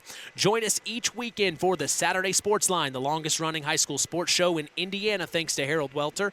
We always have several of our area head coaches on hand as we go live at 9 a.m. Eastern, 8 a.m. Central on 99.3 FM and streaming around the world at WKVI.com. Don't forget about the replay every Sunday at 6 p.m. Central. I also invite you to follow us on social media, on Facebook at Sports to the Max, on Instagram at WKVI Sports, and on Twitter at KVB Sports for all Kankakee Valley Broadcasting sports content. Final word from you tonight, Scott. Hey, well, we had a good night to start the sectional tournament, and it was fun to be here in North Judson. That's the first game I've got to call from the nest here, and it was a great night. We had 2 great basketball games, and we just look forward to continuing to broadcast these games as the tournament goes on. How you get? You take 39 to 30 to get to Plymouth. How do you get home? Because I usually take 39 to 30, but I'm not used to driving this, Well, how do you usually take home? I don't know if I'm going to go down 8 or not. Sometimes I go 8 across, but man, that's it's a little bit of a windy. Some deer. Yeah. Some deer. No, the deer are what I'm afraid of. I'll drive slow enough to take care of the other. Well, maybe we'll caravan back to Plymouth, 39 to 30. Well, Hey, tough loss for the North Judson-San Pierre Lady Blue Jays and the Hebron Lady Hawks tonight, but big-time wins for the South Central Satellites and the LaVille Lady Lancers. As from all of us here at KVB, we thank you for listening to Indiana High School Sports. For our in-game producer, Marilla Schaefer, always doing a fantastic job. Our sports analyst, Scott Masters. Our in-game announcer, John Thompson. I am Mitch Columbi. The tradition continues. We are Kankakee Valley Broadcasting's WKVI. Thank you for listening to Indiana High School Basketball on Kankakee Valley Broadcasting's WKVI. Sponsored in part by Coca-Cola, Culver Portside Marina, Nepco Crane and Equipment Services, specializing in mobile crane service, Patrick Auto Group, Farm Fertilizers, First Farmers Bank and Trust, Lawrence Farms, Mark's Body Shop in Knox, Zingo Express, Pulaski Memorial Hospital, Stark County Co-op, Ancilla College, The Auto Park with locations in LaPorte, Plymouth, and Bremen, Standard Plumbing, Heating, and Air Conditioning, Collins Insurance, Howard's Marathon of Winamac, and 5 Star. We thank our sponsors for their dedication in supporting local high school sports.